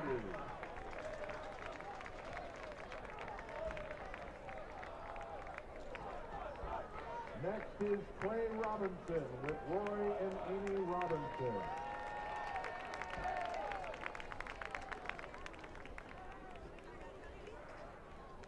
And next, Walker Sigg with Father Chris Sigg and Mother Paige Williams Sigg. Back at St. X, John Spears, Tony Burke, Jim Brinkman, Todd Powers, Roman Kelly back at the studio. Senior golf team being honored here at halftime. The senior football players and cheerleaders were honored before the game here on senior night, and it has not been a good senior night for the Tigers so far, Tony. 19-3 Bowling Green. I guess offense has been a little worse than the defense, but again, your defense has given up 17 points. Obviously, the offense gave them the other 2 points there on the safety, but your defense got to step it up here in the second half to allow maybe the offense to get going. Well, you can flip that if you want to and say the offense should help the defense out because defense was on the field most of the first half. So the offense has got to come out and figure some things out. If it's just get the ball out quickly, maybe get it out in the flat, whatever it takes. But early on in the game, penalties were killing them. A snap on third down that Mason Trimble fumbled. And it's just been, I don't want to say a comedy of errors, but the things you expect St. X to do well, they're not doing well tonight. But they got a half to get this correct. Now, you made a good point that Bowling Green is going to get the ball to start the second half, and that's going to be imperative that the St. X defense does a good job of getting the ball back to the offense. Now, when they get the ball back, the offense is going to have to do a better job. And I think the offense coaches and the defensive coaches both will tell you, we got to tighten up the ship, man. We got to start playing better. Now, the only good part about this game is, the RPI matters, but this game doesn't affect you down the road with the playoffs starting next week. So we'll see how that how it fares here in the second half. It's a good Bowling Green team. I mean, yeah. They lost to Frederick Douglass and South Warren. There are only 2 losses of the season. They have pretty much annihilated everybody else they played. They will be one of the favorites in 5A.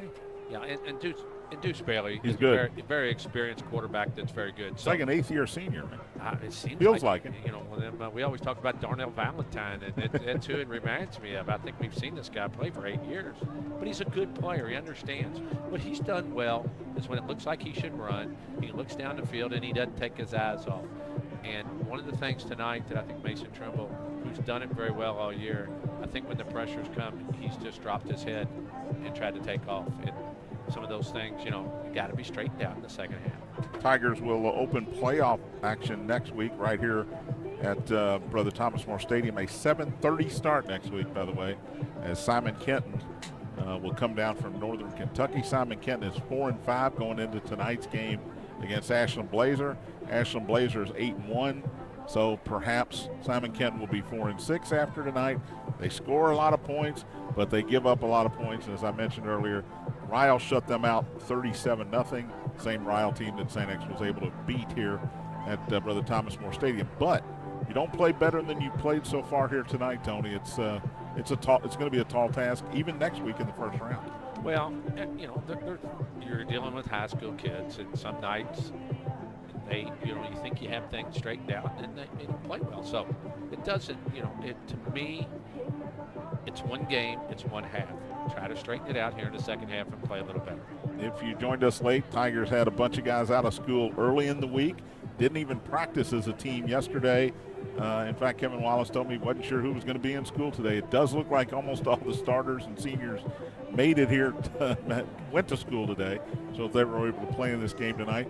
But again, we're not making excuses, but you don't know how much the virus or the illness has taken out of some of these guys. They just do look a step slow tonight.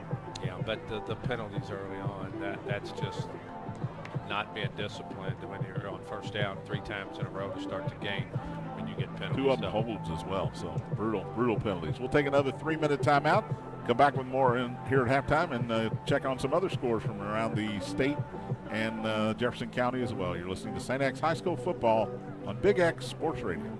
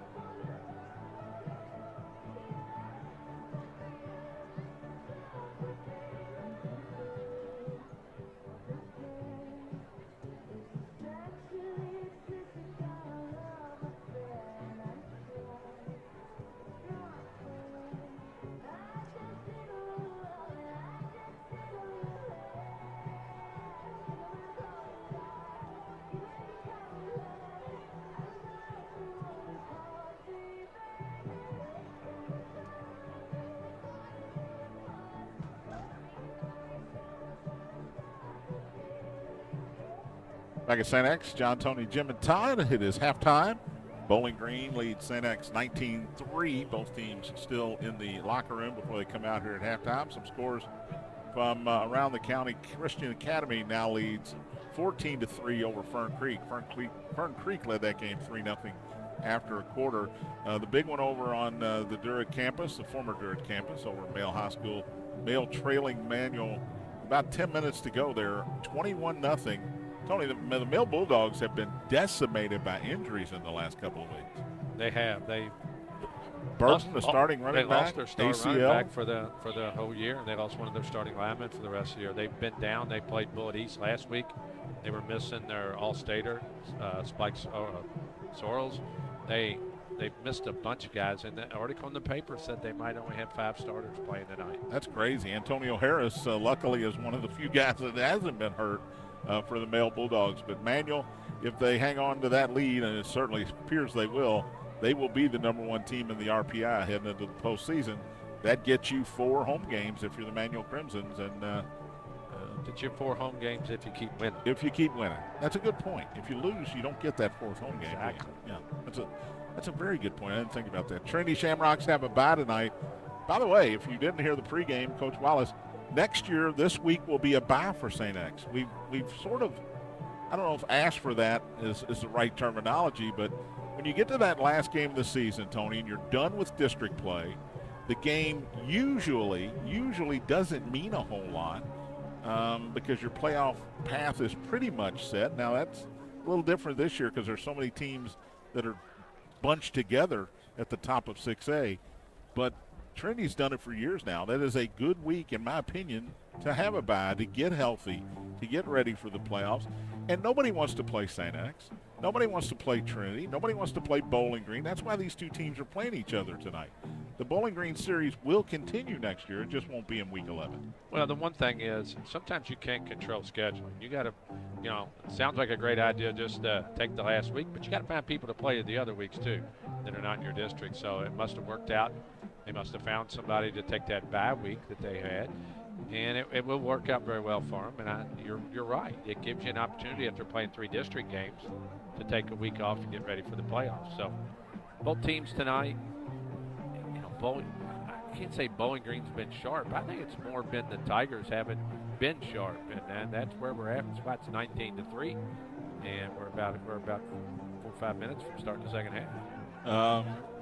Some other scores of interest. Boyle County leads Frederick Douglass 17-7 at halftime. Frederick Douglass's RPI could come into play in the 4th round if the Tigers are fortunate enough to get that far. And North Hardin, you told me, trails 21-0. Owensboro Catholic tonight, 21-0. North Hardin is a team that if the Tigers lose tonight, North Hardin would win, could potentially move ahead of St. X in the RPI. But if they continue to get beat, that probably will not be the case because both North Hardin and St. X are playing good teams tonight, and they are both down at least two touchdowns, at least 3 scores, put it that way. And Frederick Douglass, who is one of the top teams at 6A, they're getting beat 24-7 against Boyle County, but that won't affect anything either because Boyle County is the #1 rated RPI team in the state. We'll take one more 3-minute timeout, come back with the second half. Both teams back out on the field. You're listening to St. X High School football on Big X Sports Radio.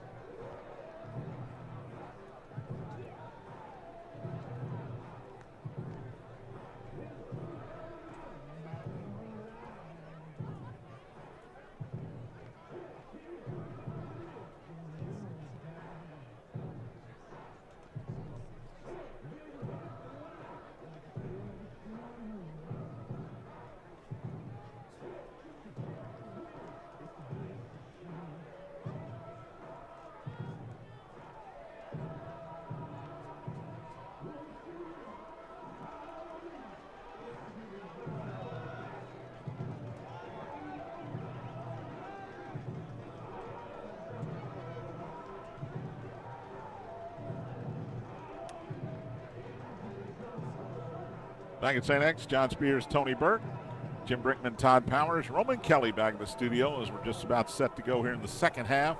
St. X will kick it off, trailing Bowling Green here 19-3 if you're just joining us. It was all Bowling Green in the first quarter, even though they only punched it in. They only had a field goal and a safety. It was 5-0 after a quarter, but they owned the first quarter. Tigers had 1 yard of offense, 3 penalties to start each of their first 3 drives, 1 on each of the first 3 drives to start it. And the offense bogged down from there. The defense couldn't get Bowling Green off the field on third downs in that second quarter. And the Purples scored with 18 seconds left in the first half to take a 19-3 lead over the Tigers. That's where we stand as we start the second half. And unfortunately, Tony, Bowling Green will get the ball to start it off here. Well, when you get it to start the second half, you're the St. X defense, you're going to have to come up big. And one time in the first half, the Tigers flipped the field. That was on actually after the safety on the kickoff that went all the way down the field. But now, Tiger defense will be the first ones to get on the field. Hopefully, Logan Seals will do what he's done tonight, kick it in the end zone. Barber and Sweeney are deep for Bowling Green, and Seals will kick it toward the school here as we start the second half of play.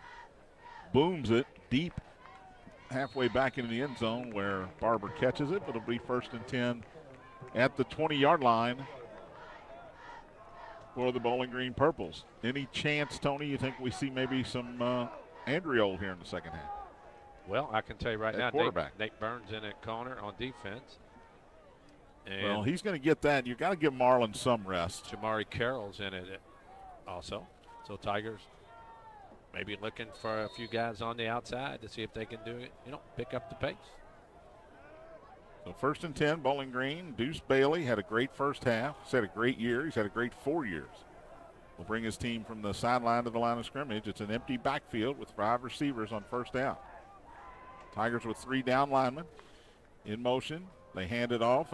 Bailey keeps it running left. Little run pass option. He gets around Devin Ryan and steps out of bounds near the 25-yard line. Now spotted at the 26. It's a gain of 6. Ryan just couldn't chase him down. Dobson came up from his safety spot to force him out of bounds, but it's a gain of 6, 2nd and 4. Well, I think they probably had a talk. We've stopped the run inside. You guys on the outside do not have to make tackles in the backfield. Get up the field, just contain that outside. 2nd down and 4. Bailey takes a snap, looks to throw, pressure comes, throws over the middle. He's got Barber at the 35. He's tackled immediately, but it's another 1st down and a gain of 9. Dobson came up to make the tackle, but Trevi Barber, one of the leading receivers in the state, wide open in the middle of the field there. Well, nice job by Deuce back there to Bailey to be patient. He sat in the pocket, waited to his receiver, got open, and put it right on the money. 3 receivers to the right, 2 to the left on 1st down. Graham comes into the backfield. Trey Graham, the older of the Graham brothers. Motion, that should be a penalty. There's a flag.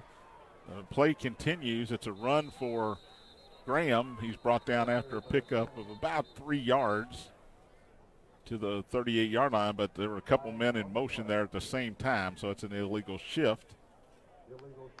Well, I'm going to have to blame that on the quarterback because both guys were getting set. Both guys were moving at the same time. They weren't going downfield. They were just resetting, and they snapped the football, and they were just out of whack. Cost them 5 yards. They'll move it back to the 30. It's 1st and 15 for the Purple.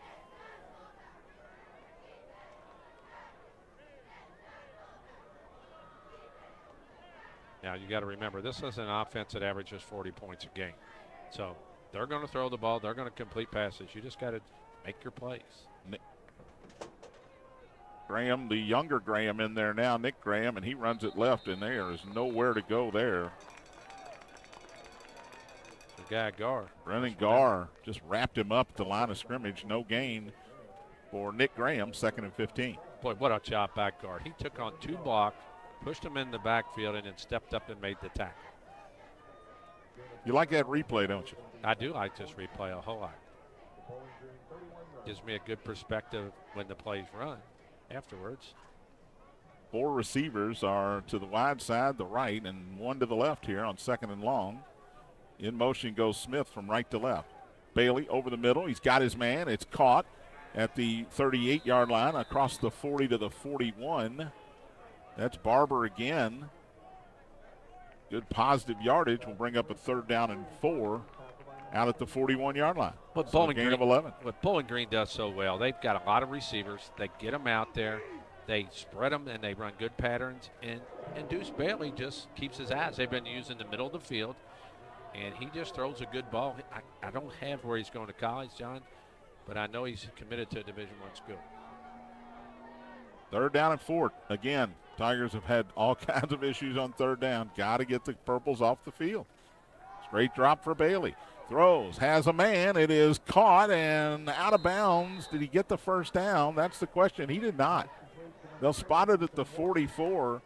Eason Warder made the catch, but it's going to be 4th and 1 as he's a yard shy of the 1st down. And do you take a chance if you're Coach Spader here in your own territory? I wouldn't right now. I've got control of this game. And I tell you what, there was a pick on that play, and it was obvious. One of the Tigers got blocked down the field, and I'm really surprised there was not a penalty called. And that's not watching the replay. I saw that play right off, but Bowling Green's going to kick it away until the Tigers prove they can run some offense. If I'm Bowling Green, I'm going to kick it away too and rely on my defense. Braden Widener in to punt it away. He does all of the kicking duties for Bowling Green. You have to watch for a fake here if you're the Tigers, and you can't jump off sets. Bowling Green actually looks to the sidelines. Do we kick it or do we not kick it? Snap back to Widener. He's going to boot it out of there. Krupp gets away from it. It bounces at the 24. It'll take a roll. Bowling Green roll inside the 20 to about the 18. So the defense did their job there. You had to get them off the field. You did. Now it's up to the offense to make some things happen. About 3 minutes that Purples had the ball.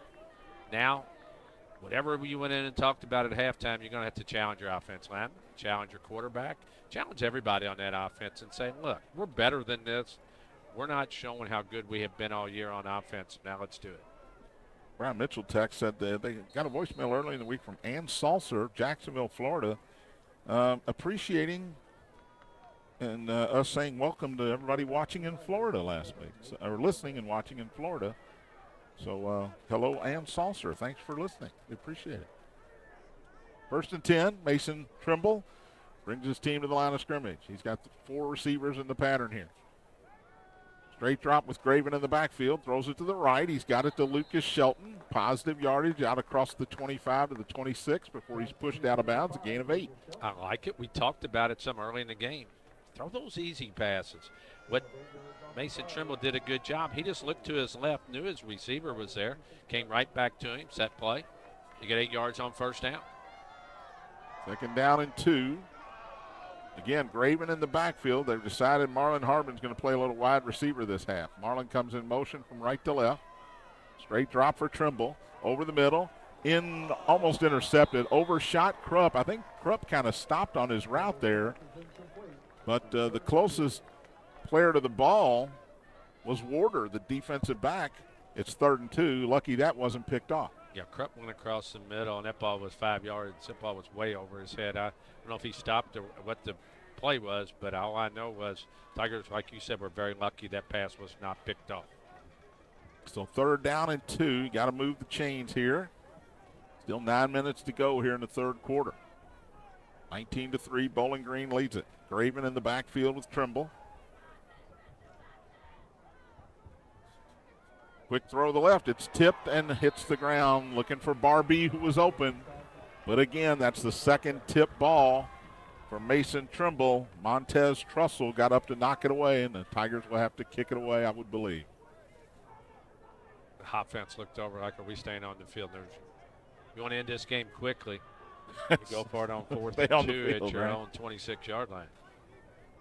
But you're right, he was open, but a good job by Bowling Green to get a push in there and get your arms up, knock it down. Warder goes deep for Bowling Green. Logan Blinko in to kick it away. I don't think they're going to rush him this time, Tony, after the roughing the punter early. It's a fake. It's a snap to the up man. Running to the right is Andriole, and he's not going to get there. Thomas Andriole, the up man. They're going to haul him down well short of the yard to gain, which was a 28. No gain on the play, and Tigers take a chance, and it backfires. Bowling Green will get the ball at the St. X 26-yard line. Well, Andriole and one of the offensive players were talking. I don't think they knew it was. A lot of the guys didn't look like they knew it was a fake, John. I mean, I was watching some of the offensive linemen. They were just kind of standing there and turning around and looking, and I don't know. When you try to go outside, if you're going to run that right there, you have to see something and know you're going to get that. Now you get the Purples the ball at the 26-yard line of the Tigers, and you already trail by 16 points. That's a play of a desperate team there. Yes. 1st and 10, Bailey in the shotgun at the 26-yard line. Takes a snap, hands it off, first man through, nowhere to go. Great job by the Tiger defense. Devin Ryan up off the bottom of the pile with Cooper Roggenkamp. Jackson Smith got the carry, but he didn't get back to the line of scrimmage. Just a loss of 1, 2nd and 11. Didn't you expect him? I did, to take a shot right there. I didn't did. expect the inside handoff. But 2nd and 11. The clock is now your friend if you're Bowling Green. I know it's still early. They're going to throw out of this tight formation, I guarantee it. Yeah, 2 receivers each way, but you're right there within 3 yards of the offensive lineman.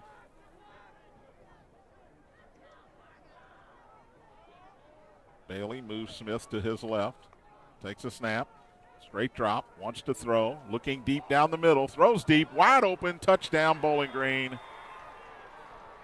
And that is Trevi Barber again. His 2nd of the night. St. X safety followed to the outside, and then I was watching, and when he cut the post right up the middle, the safety in the corner were 5 yards away from him, and he just walks in. 3rd touchdown pass of the night for Deuce Bailey. And this one the Tigers are not going to want to see in the film session on Monday.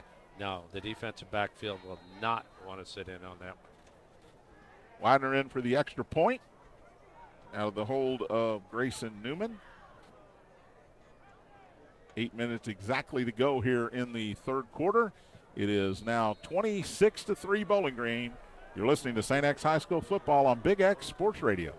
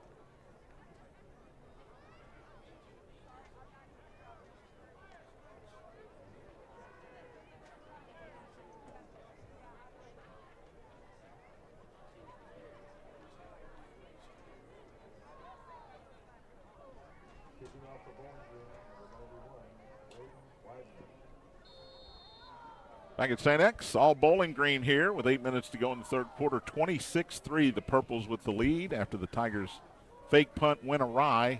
2 plays later, touchdown for the Purples. Here's Marlon Harbin on the kickoff. He's out across the 25, pushed out of bounds at about the 28-yard line.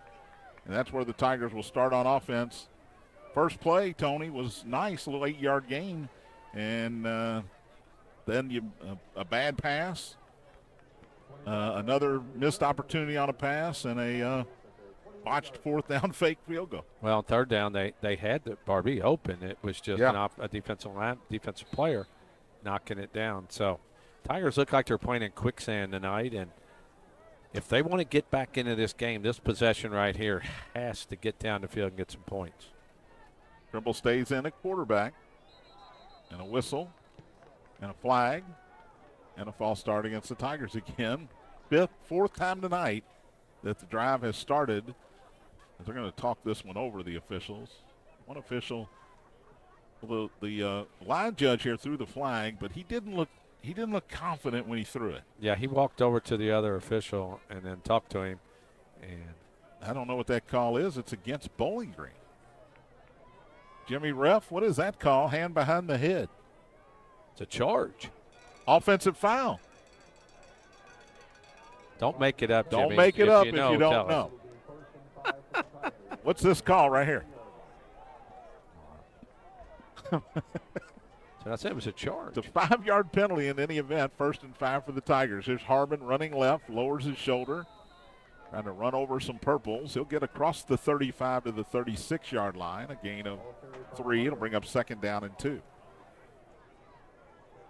And now you're fighting, Tony, for a little respectability here if you're the Tigers. This game is it's obviously not over, Right. but it's a huge deficit here that you're going to have to overcome. You're going to have to get the ball down the field and hopefully break a couple plays here. 2nd down and 2. Trimble rolls to the right. Now steps back into the pocket. He's in trouble. He slides down. I think they're going to give him the 1st down, which is a bad call, but they're going to spot it at the 38, and that'll be a 1st down for the Tigers. Wow. That's being awful generous. Raven will come in. Cron will come to the sidelines, and the Tigers will send Marlon Harbin into the slot on 1st down at their own 38-yard line. Wyatt, Graven, Jr. in the backfield with Trimble. 4 receivers, 2 each way. Mason wants to throw it again. Has time. Dumps it over the middle. He's got Krupp across the middle, and he's knocked out of bounds as he heads toward the St. X sideline at the 48-yard line, right at the marker. Took a shot and limping back to the huddle here. But it's a gain of 10 and a 1st down for St. X at their own 48-yard line. Well, the offensive line did a good job that time and gave Mason Trimble some time to not be out running around. So it is a 1st down. Tigers 2 effective pass plays. Kyle Krupp took a shot there, Tony. He is he Took that low hit. he doesn't want to come out of the sideline. game, but He's a tough kid. 4 receivers in motion from left to right comes Barbee. Straight drop. Trimble over the middle. They're throwing the short middle game, and it's working right now across the 45-yard line. It's Lucas Shelton short of the 1st down, but a gain of 8 again here into Bowling Green territory at the 44-yard line. Boy, I thought Barbee might have cut up a little early. They didn't call it, but yeah, get yourself back there. Get the ball out of there quick before they get a pass rush. You got good receivers. Just get them open. Short yards. 2nd down and 2. Again, going to throw it. Again, short over the middle. Krupp again and hit and dropped. This time he's going to take his time getting up. Took another lower leg shot. It's like, man. Right at the marker here. They're going to put it down at the 37-yard line, and it should be a 1st down for the Tigers, and it is. Gain of 2, and this time Krupp's going to have to come to the sideline. Yeah, after that first hit low, that's one of those ones you're like, geez, quit hitting me low. He'll be okay, I think, but it just hurts right now. A contusion, right? Yes, exactly, a contusion. We used to call those bruises. Yeah. But Deep bruises. That's a deep bruise. Lower leg shot, and he took 2 of them here in this drive. Well, the Tigers are moving the ball, but I think if they've played well at times when they've sped up and just got up there and called the play and not let the defense sit. 1st and 2, Graven in there. Wyatt will, they fake it to him, Take and now off. Trimble running to the right. Looking deep, he's got a man wide open down at the 20, and it's going to be a touchdown for the Tigers. He pump faked it to Harbin. The defense bid, and then Marlon just went down the sideline all alone. It is a touchdown for the Tigers, 37 yards from Trimble to Harbin. Well, what did Doctor order? A touchdown, and that's what the Tigers get with 5:25 left here in the 3rd. And you're right, John. He broke the pocket. Looked like he had some room to run. He just gave a little fake, and the corner came up. Marlon just took off by him, and he had 10 yards before anybody would have came close to him and walked in to the end zone. Tigers are going to go for 2. And I get that. Yep. Trimble, shotgun, takes a snap, looks over the middle, nothing there. Now he's rolling to the left, throws late and short, looking for Shelton. They won't get the 2, but they do get their first touchdown of the night, 26-9 Bowling Green, 5:25 to go in the 3rd. You're listening to St. X High School football on Big X Sports Radio.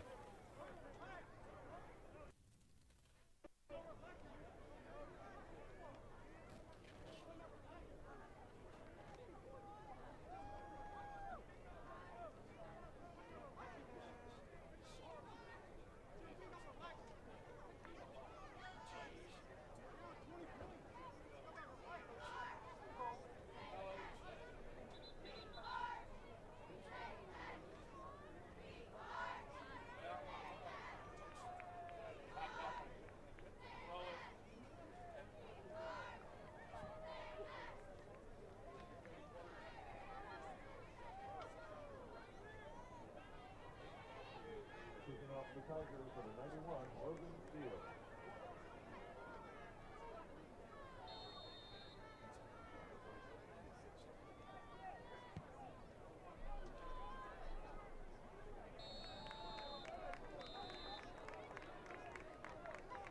Kick sails into the end zone for a touchback of the first and 10 for Bowling Green on the 20-yard line.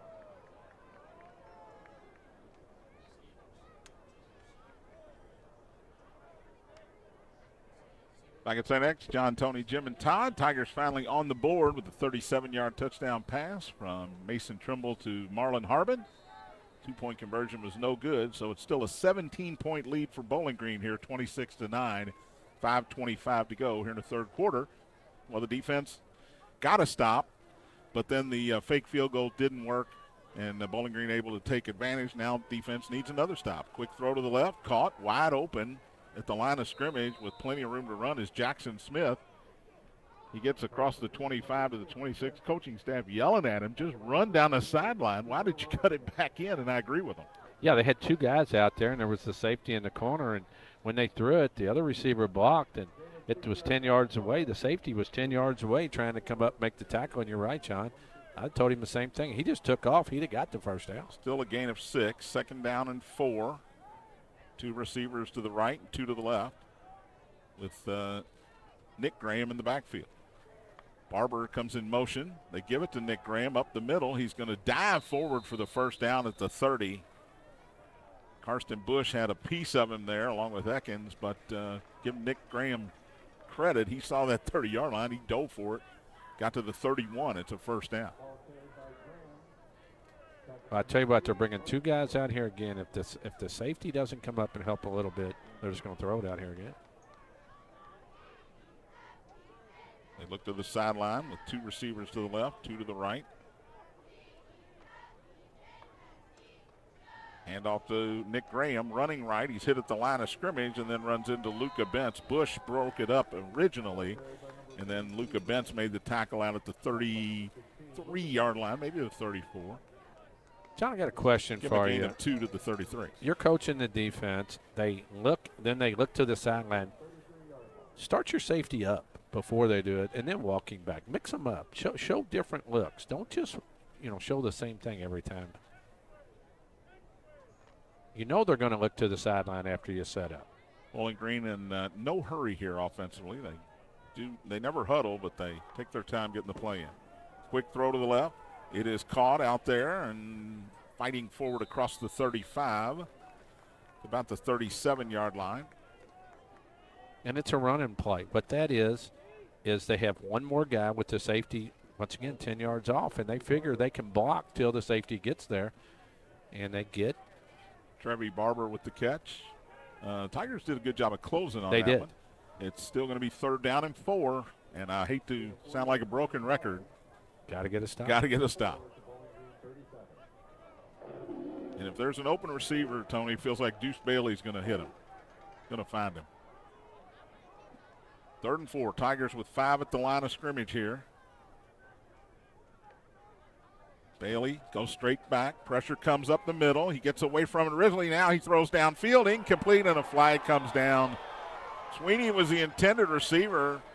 Nate Byrne was with him step for step there, Tony. I'm not sure if he grabbed him. I didn't see a grab, but Byrne didn't like the call, but that's going to cost the Tigers 15. Yeah, one time they really got Deuce Bailey to get the ball with a guy with pretty good coverage. I'll watch the replay and tell you what I think here. Of course, Byrne filling in for Harbin, who's filling in for Rocco Pointer tonight. Replay didn't really help me. I couldn't really tell on that, but penalty moves it into St. X territory at the 48, and again, 3rd down conversion for Bowling Green. 3 receivers to the short side of the field. They give it to Nick Graham running to the right. He's down to the 45-yard line, gain of 3. Getting up off the bottom of the pile, my guy Brennan Garr. Bentz was there as well. It's 2nd down and 7. We'll say it again, John. Defense is going to have to get a stop. 2:25 left here in the 3rd. Bowling Green leads the Tigers here at St. X, 26-9. Bowling Green's offense has pretty much had control of this game. Yeah, they have. And we're nearing the 2-minute mark here in the third quarter. Tiger defense been on the field for a long, long time tonight. Play action, quick throw to the left. Caught by Smith, makes a move. And he has the first down out down near the 35-yard line. That's the play I'd run all night, too. Andrio in there. Andrio in on the tackle. Kiari Townsend in there as well. Tackle by number 20, Jamari Carroll. Rogan Camp, Jamari Carroll. But a first down at the 37-yard line. With a minute 52 to go and the clock moving here in the third quarter. 26-9, Bowling Green with the lead.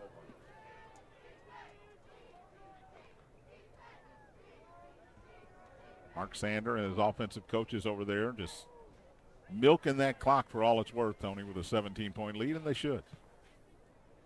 Graham in the backfield on first and 10. He'll get the call up the middle, finds a bit of a hole, and then Karsten Bush crashes down on him.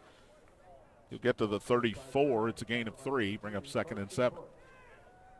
Yeah, Coach Spader right now has really decided, it looks like, that they're going to throw controlled passes and run the football, and that way the clock runs. They don't stop it, but Tiger defense has been on their heels the whole night.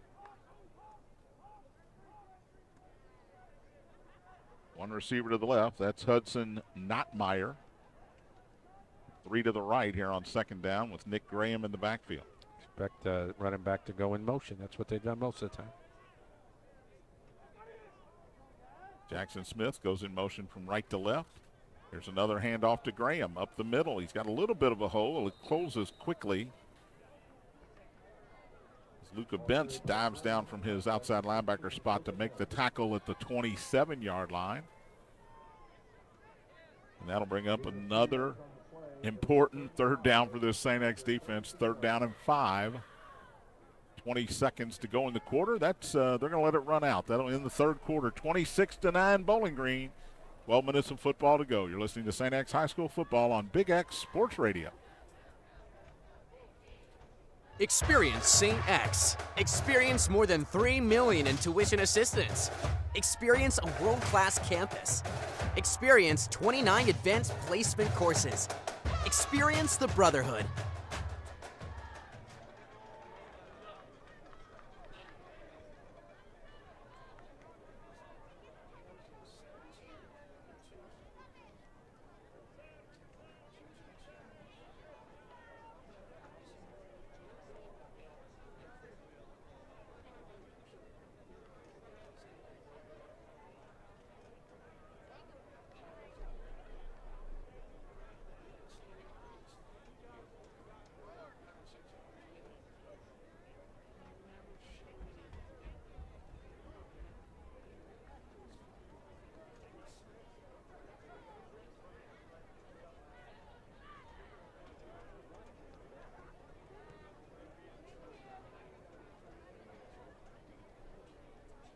Back at St. X, John, Tony, Jim, and Todd as we get set for the fourth quarter. The Bowling Green Purples outscored the Tigers 7-6 there in the third quarter. Now they lead it 26-9. The offense got a little better, Tony, in that third quarter, but again, Tigers just haven't had the ball enough in this game. They haven't controlled anything on the offensive side of the football, and they just have the one big play for the touchdown. Bowling Green's ran 50 plays for 332. Tigers 36 for 129. 3rd down and 5 for Bowling Green. Quick throw to the right. It is caught out there and being hemmed in and brought down short of the first down at the 30 is Sweeney. Bentz was the last Tiger to get there, but a couple of Tigers and Marlon Harbin there to force him back inside. It'll be 4th down, and here comes the field goal team, I believe. That's interesting. This will be a 47-yarder. Yeah. Wouldn't you go for it right here? Well, with the 17-point lead? Braden Widener 2 of 5 on the year coming in. He's 1 for 1 tonight, so he's 3 of 6. Now, we don't have distances on those. I don't think we blocked one all year, too. This is a 47-yard attempt. Good snap, good hold. It's going to come up short. Well short, as a matter of fact. It lands in the end zone. No good, and the Tigers will take over. I think high school rule. Yes. It's just like a punt. They'll start at the 30-yard line, the line of scrimmage. No, they won't. It goes to the 20. Yeah, that's what I thought. The markers are at the 30, which is incorrect. Yeah, we'll move it back to the 20, 1st and 10. Now, if it was an NFL rule where you get at this spot, I think they would have punted there or gone for it, actually, on the 4th down. But Tigers get a stop. I still don't understand. You get the ball back with 11-14. Why you'd attempt a field goal up 17 points when you had 4th and 3 or Yeah. 4th and 4, and they've been moving the football the whole game? That's interesting to me. It's very interesting. 1st and 10, Tigers. Make it hurt. At their own 20. Trimble, taking a couple of shots tonight, limped off earlier after a sack, is still in there at quarterback. Pitch to the left to Wyatt Graven, and he's hit for a 5-yard loss. Somebody missed a block as Jackson Smith came through and made the tackle back at the 15-yard line, loss of 5. You want people to block for you, got to block for them. That's a good call. You can probably guess what I'm talking about. Yeah, I know exactly what you're talking about. 2nd and 15, back at the 15-yard line. Lucas Shelton, Marlon Harmon come wide to the right. That's the wide side. Krupp, by the way, not in the game right now, Tony. Yeah, he was over here Check on jogging. He was Kyle. still limping. Trimble wants to throw on 2nd and long. Now he'll pull it down and run. He's in trouble, and he's going to be sacked. Back at the 13-yard line, maybe the 14. It's going to be a loss on the play, and it'll bring up 3rd and long. Well, you get the missed field goal, and now you, boy, 2 plays that have just not gone well. And he didn't have anybody open. I'm watching a replay, and he looked at Lucas Shelton, but if he throws it, it's a touchdown for Bowling Green, so he didn't have much of a choice on that. And here comes the obligatory screen pass coming up here on 3rd down and about 16. Ball back at the 14-yard line. Tigers look confused offensively again here. Good to see Grant Whitmire back in there. Under 10 minutes to play. Yeah, Grant, it looked bad when he went down a couple of weeks ago, but it is good to see him back in there. Whistle. Timeout called by the Purples here with 9:45 to play. We'll take a break. You're listening to St. X High School Football on Big X Sports Radio.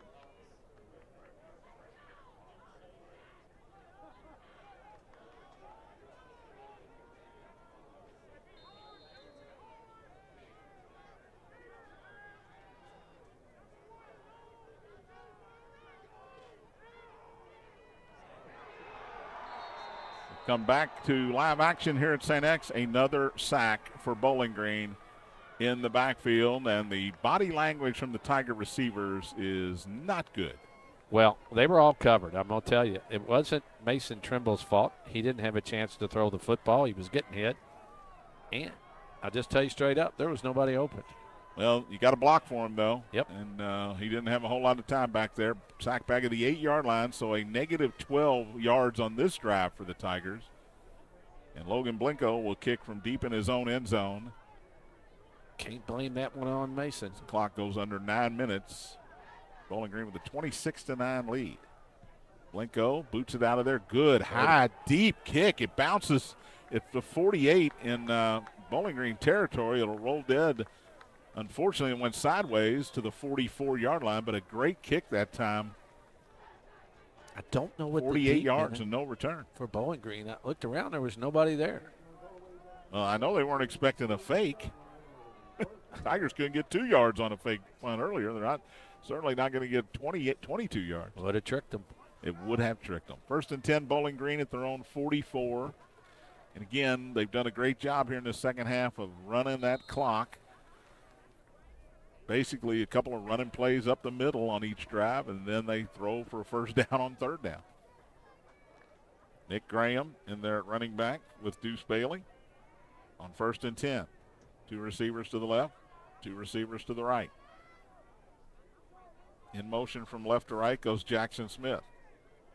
Here's the handoff to Graham. Ekins will grab him in the backfield. Graham fights his way for a yard to the 45-yard line. But Eric Ekins was hanging on to him. It's a gain of 1, 2nd down. And the clock is just going to continue to roll, and they will use a full 25 seconds before they snap it again, which is what I would do. And one thing, if there is one thing the Tigers have done well tonight, is played the run. Everything else tonight has not gone the way the Tigers have wanted to. Give the guys up front credit on their run defense, but it's a good Bowling Green team, and they found the flaws in the Tigers. 2nd down and 9. 2 to the right, 2 to the left. Now Graham moves from the left to the right of Bailey on 2nd down. Quick throw to the right. Jackson Smith's got it near the sideline, pushed out of bounds, short of midfield. Good job by Roggenkamp. They'll give him the 47-yard line, so it's only a gain of a couple. It brings up 3rd down and 7, and the clock continues to run here. I thought he was pushed out of bounds, but I suppose I'm a long way away here. 3rd down and 7 for the Purples.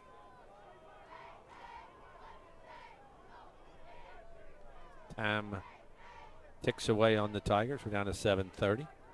26-9 Bowling Green. 3 receivers to the left. That's the wide side of the field. 1 to the right. Bailey, empty backfield, takes a snap.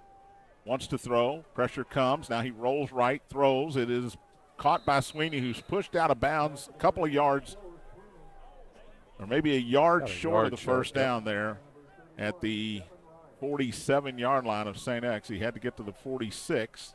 Offense is going to stay on the field. Bailey trying to get his guys up to the line of scrimmage quickly. On 4th down and 1 here.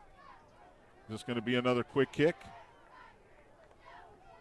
Or are they trying to draw the Tigers off sides here? The clock will continue to run. No, actually it stopped. He went out of bounds with 7:12 to play.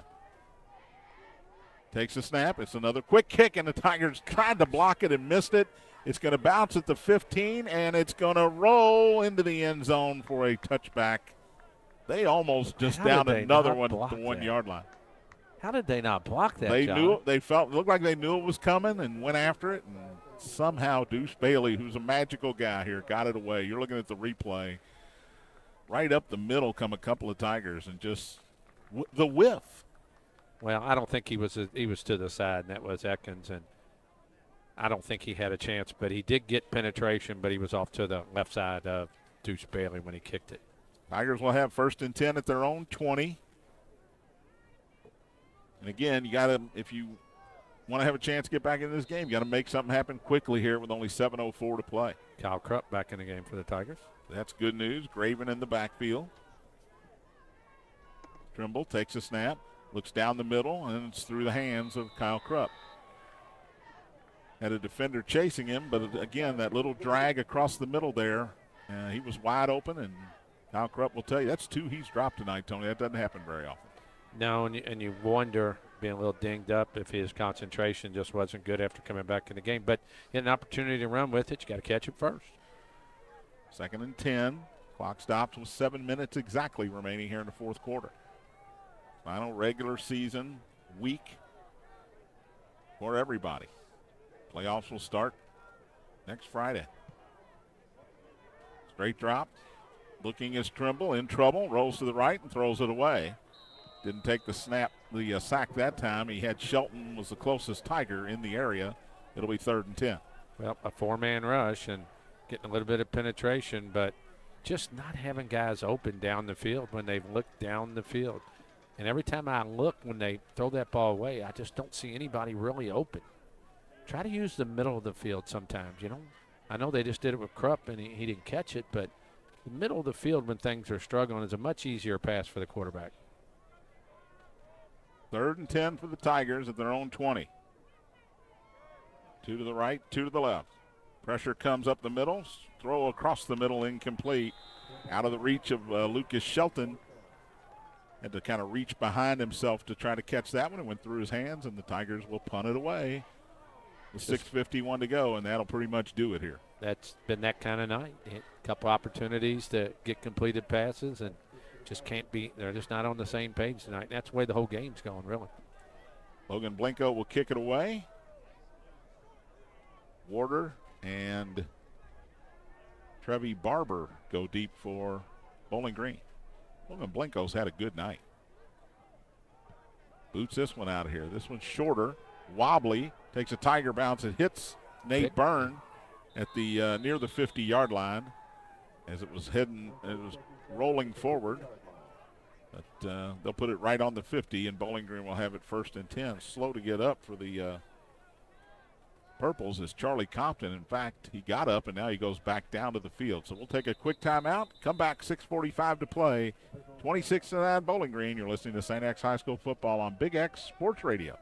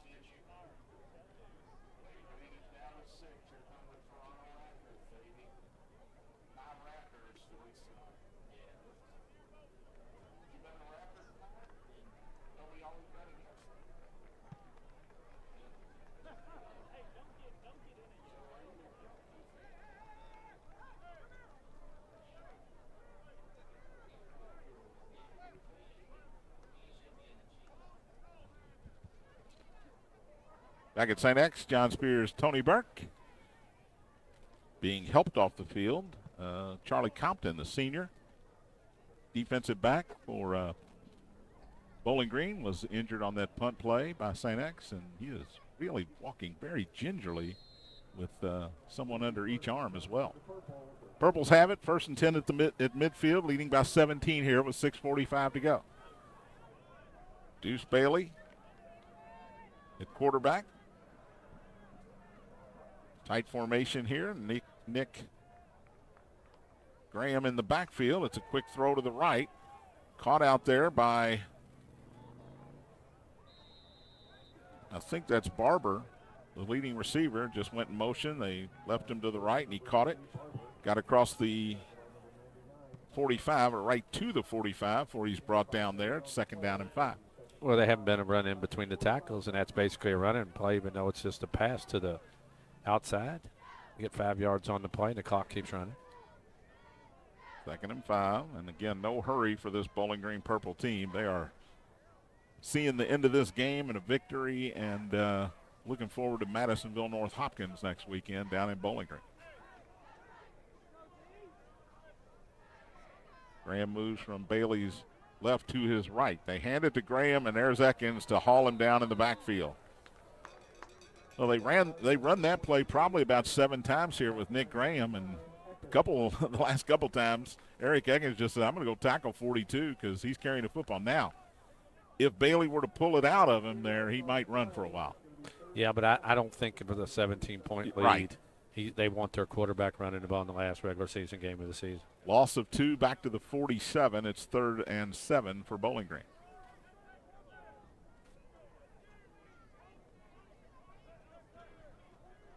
Again, if you just joined us, Manual shut out Male tonight, 21-0. They will be the #1 6A RPI team going into the playoffs. Bailey, it's a quarterback draw, and he's got some room across the middle. He will go down inbounds on his own once he got the 1st down inside the 40-yard line. Well, that's a good play if the play's there, but well, I'd still be afraid to have him running the football. Just one. Yeah, he's your bread and butter. There's no doubt about it. And I know they told him to slide, but sometimes you don't see the guy on the other That was side. not a traditional baseball slide, Tony. No. He just sort of fell on his rump. He did a John Spears slide in the second. Not good. Not good at all. And he actually got up a little gingerly, holding his left hand like he banged it on the turf really hard. 1st and 10 at the 39. Here's a handoff to Nick Graham, running right. He's got some room this time across the 35. Carries a couple tacklers down to the 31. It's a gain of 8. They'll bring up 2nd down and 2 with 4:20 to play here in the fourth quarter. Well, as soon as I say they're not running the ball very well in between the tackles, Graham gets a nice carry, gets 8 yards on 1st down. And all Bowling Green's doing right now is just running the clock. They'll take a touchdown, but they're more worried about just getting this game over with. Yeah, absolutely, and I don't blame them. St. X will play Simon Kenton next week. They lost tonight. They'll be 4-6 Pioneers from up north. Keep in mind that that's a 7:30 start, just like this week, to give Simon Kenton time to travel down here. Quick throw to the left, caught by Smith, but Nate Byrne played it great. Came up, made the tackle in the backfield. Was that a backwards pass, too? You got the replay. I think it was still a forward pass. It was. But Smith had to reach behind him, and Byrne beat his blocker and came right into the backfield to make the tackle all the way back at the 35-yard line. And you got to remember, it's a 3-score game right now. Yep. Even if the Tigers would get a interception or fumble recovery, it would be, you'd still need 2 more scores. And 3 more. well, if you scored, I said. Yes. Math, 8 years to St. X. My math's not that good. Loss of 4, 3rd and 6 here. From the left hash, Nick Graham in the backfield with Deuce Bailey. Bailey takes a snap, straight drop, wants to throw. Pressure coming. He is hit and hit his 3rd time and finally sacked back near midfield. Ekins was back there with first contact, but Brennan Garr will be the Tiger that got the sack back at the 47-yard line. A loss of 12. Timeout called by the Tigers here. And that trying side to you conserve heard some the big heavy side. Was that from Coach Mark Spader? Yes, it was Mark Spader. I could hear him all the way up here. Tigers call timeout. 4th down, 2:40 to play, 26-9. You're listening to St. X High School football on Big X Sports Radio.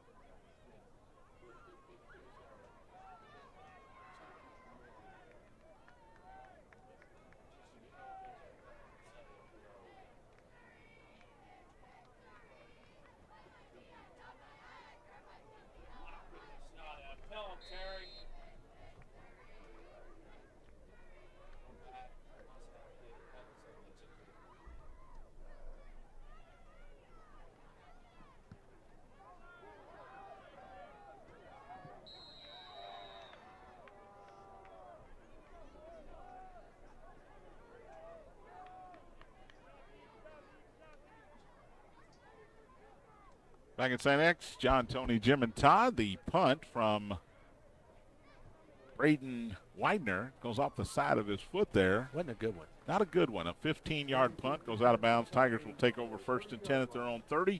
2:35 to play here, 26-9, in favor of the Bowling Green Purple. So the Tigers about to absorb their 4th loss of the season. Hasn't been a good night for the offense. The No, it offense has hasn't. struggled in many different ways. Tigers lost to Mayo, Elder, Manual, and now Bowling Green. So Very respectable. very respectable losses. But, again, the Mayo game was in overtime. The Elder game came down to the last-second field goal. Tigers could easily be 8-2 after Manual this game came down at the end. But this one is the one that hasn't been close. Trimble, nowhere to go. Now he'll run to the left, throws late. He's got Harbin, who steps out of bounds. The question is, did Trimble go across the line of scrimmage? He did not. It's a gain of 5 out to the 35-yard line for Marlon Harbin. Stops the clock, 2:27 to play. 2nd down and 5. And I think right now you just want a good drive to make yourself feel better here at the end of the game. It sounds stupid, but you got to have something positive. Trimble's got Wyatt Graven in the backfield with him, 2 receivers each way. Wants to throw, looking deep. Now rolling to the right, tripped up, keeps his balance, still rolling right, throws high and deep and out of bounds, well out of bounds, over the head of Harbin to save the yardage and bring up a 3rd and 5. Well, I think two things Bowling Green's done well tonight. They have put pressure on Mason Trimble, but I think what they've done more than anything is they've only rushed 4 guys, and they've had guys back in coverage, and they really made it hard on the Tigers to find open receivers. And if you can't block 4 guys up front, everything is tough to do. And Mason's had guys in his grill all night long. 3rd down and 5. 3 to the right, 1 to the left. Trimble straight drop and takes a sack. He was looking for either Krupp or Shelton on the right side, and good coverage, another coverage sack, and Mason slow to get up. Tigers will leave the offense on the field for now. 5-yard loss on the sack. It's 4th down and 10. And he sent Coach Wallace waving the white flag here, sends his punt team out. Clock continues to run with 1:50 to go. This will be a punt, and then a couple of kneel downs, and this one will mercifully for the Tigers be over. Well, sometimes it takes you getting your brains beat in to rally the troops, Tony, and get the wagon back on track. Nobody deep for Bowling Green. They let the Blinko punt bounce at the 32, rolls inside the 20, down to the 16-yard line. Definitely helps the average. It does. A 54-yard punt with no return, 1:20 to play.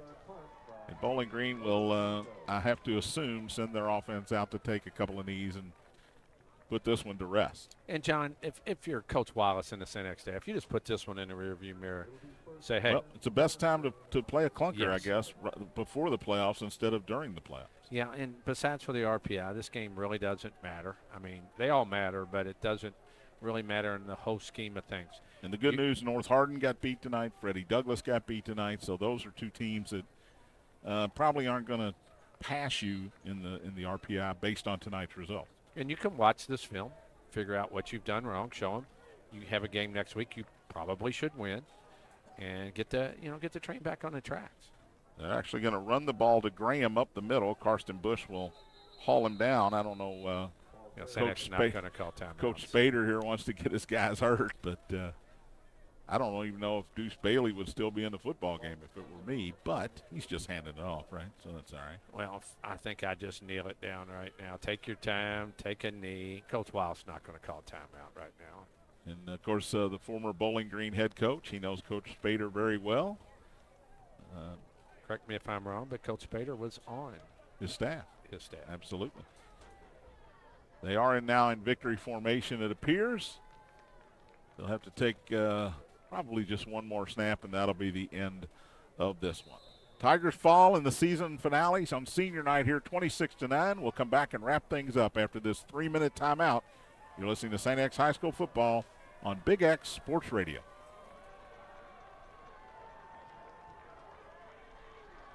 3 minutes, Roman, and then we're going to wrap it up.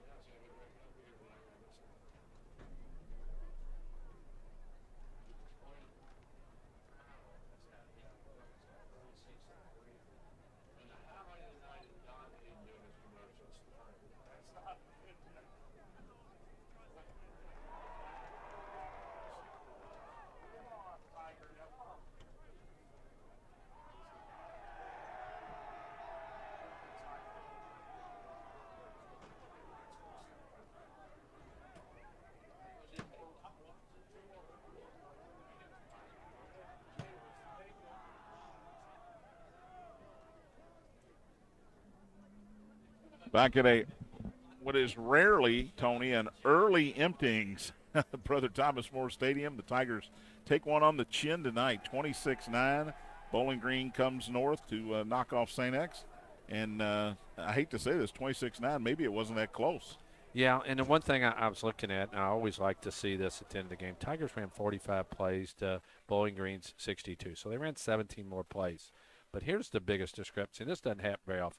Tigers 117 of total offense. Wow. Bowling Green 345. You know, when a team has 200 and almost 30 yards more than you, it's not a good night. And actually, if the Tigers could have got a little bit of offense going early in the game, I think this would be a different game, but it just never got going offensively. Tigers will return to action next week. Again, the second season starts next week, Tony, as the Simon Kenton Pioneers come down here from Northern Kentucky for the first round of the playoffs. Simon Kenton's taken a couple in a row on the chin, a lot harder than this one was for the Tigers tonight. So certainly expect to win, but got to play better than you did tonight, especially on the offensive side of the football. You do. And all phases of the game tonight, offense and defensively, were not good. So you look back, like I just said a minute ago, I think you can look in the rearview mirror and you say, hey, throw this one out. We can look at a few things that we need to improve on. Let's get ready for the playoffs. The 3 games that really mattered were the district games. Yes, RPI matters, but you can't worry about that now. That's over. You got to take care of business. Simon Kenton next week, probably Ryle the next week, and you hope each week it's a stepping stone to get to the state finals. And we'll be back on the air next week. 7:30 start, 7:10 pregame right here on Big X as the Tigers open playoff action. I want to thank Roman Kelly back in the studio for keeping us on the air, for Jim Brinkman, Todd, what's your last name, Powers on stats, Tony Burke, John Spears saying so long. Final score here once again tonight, Bowling Green 26, St. X 9. You've been listening to St. X High School football on Big X Sports Radio.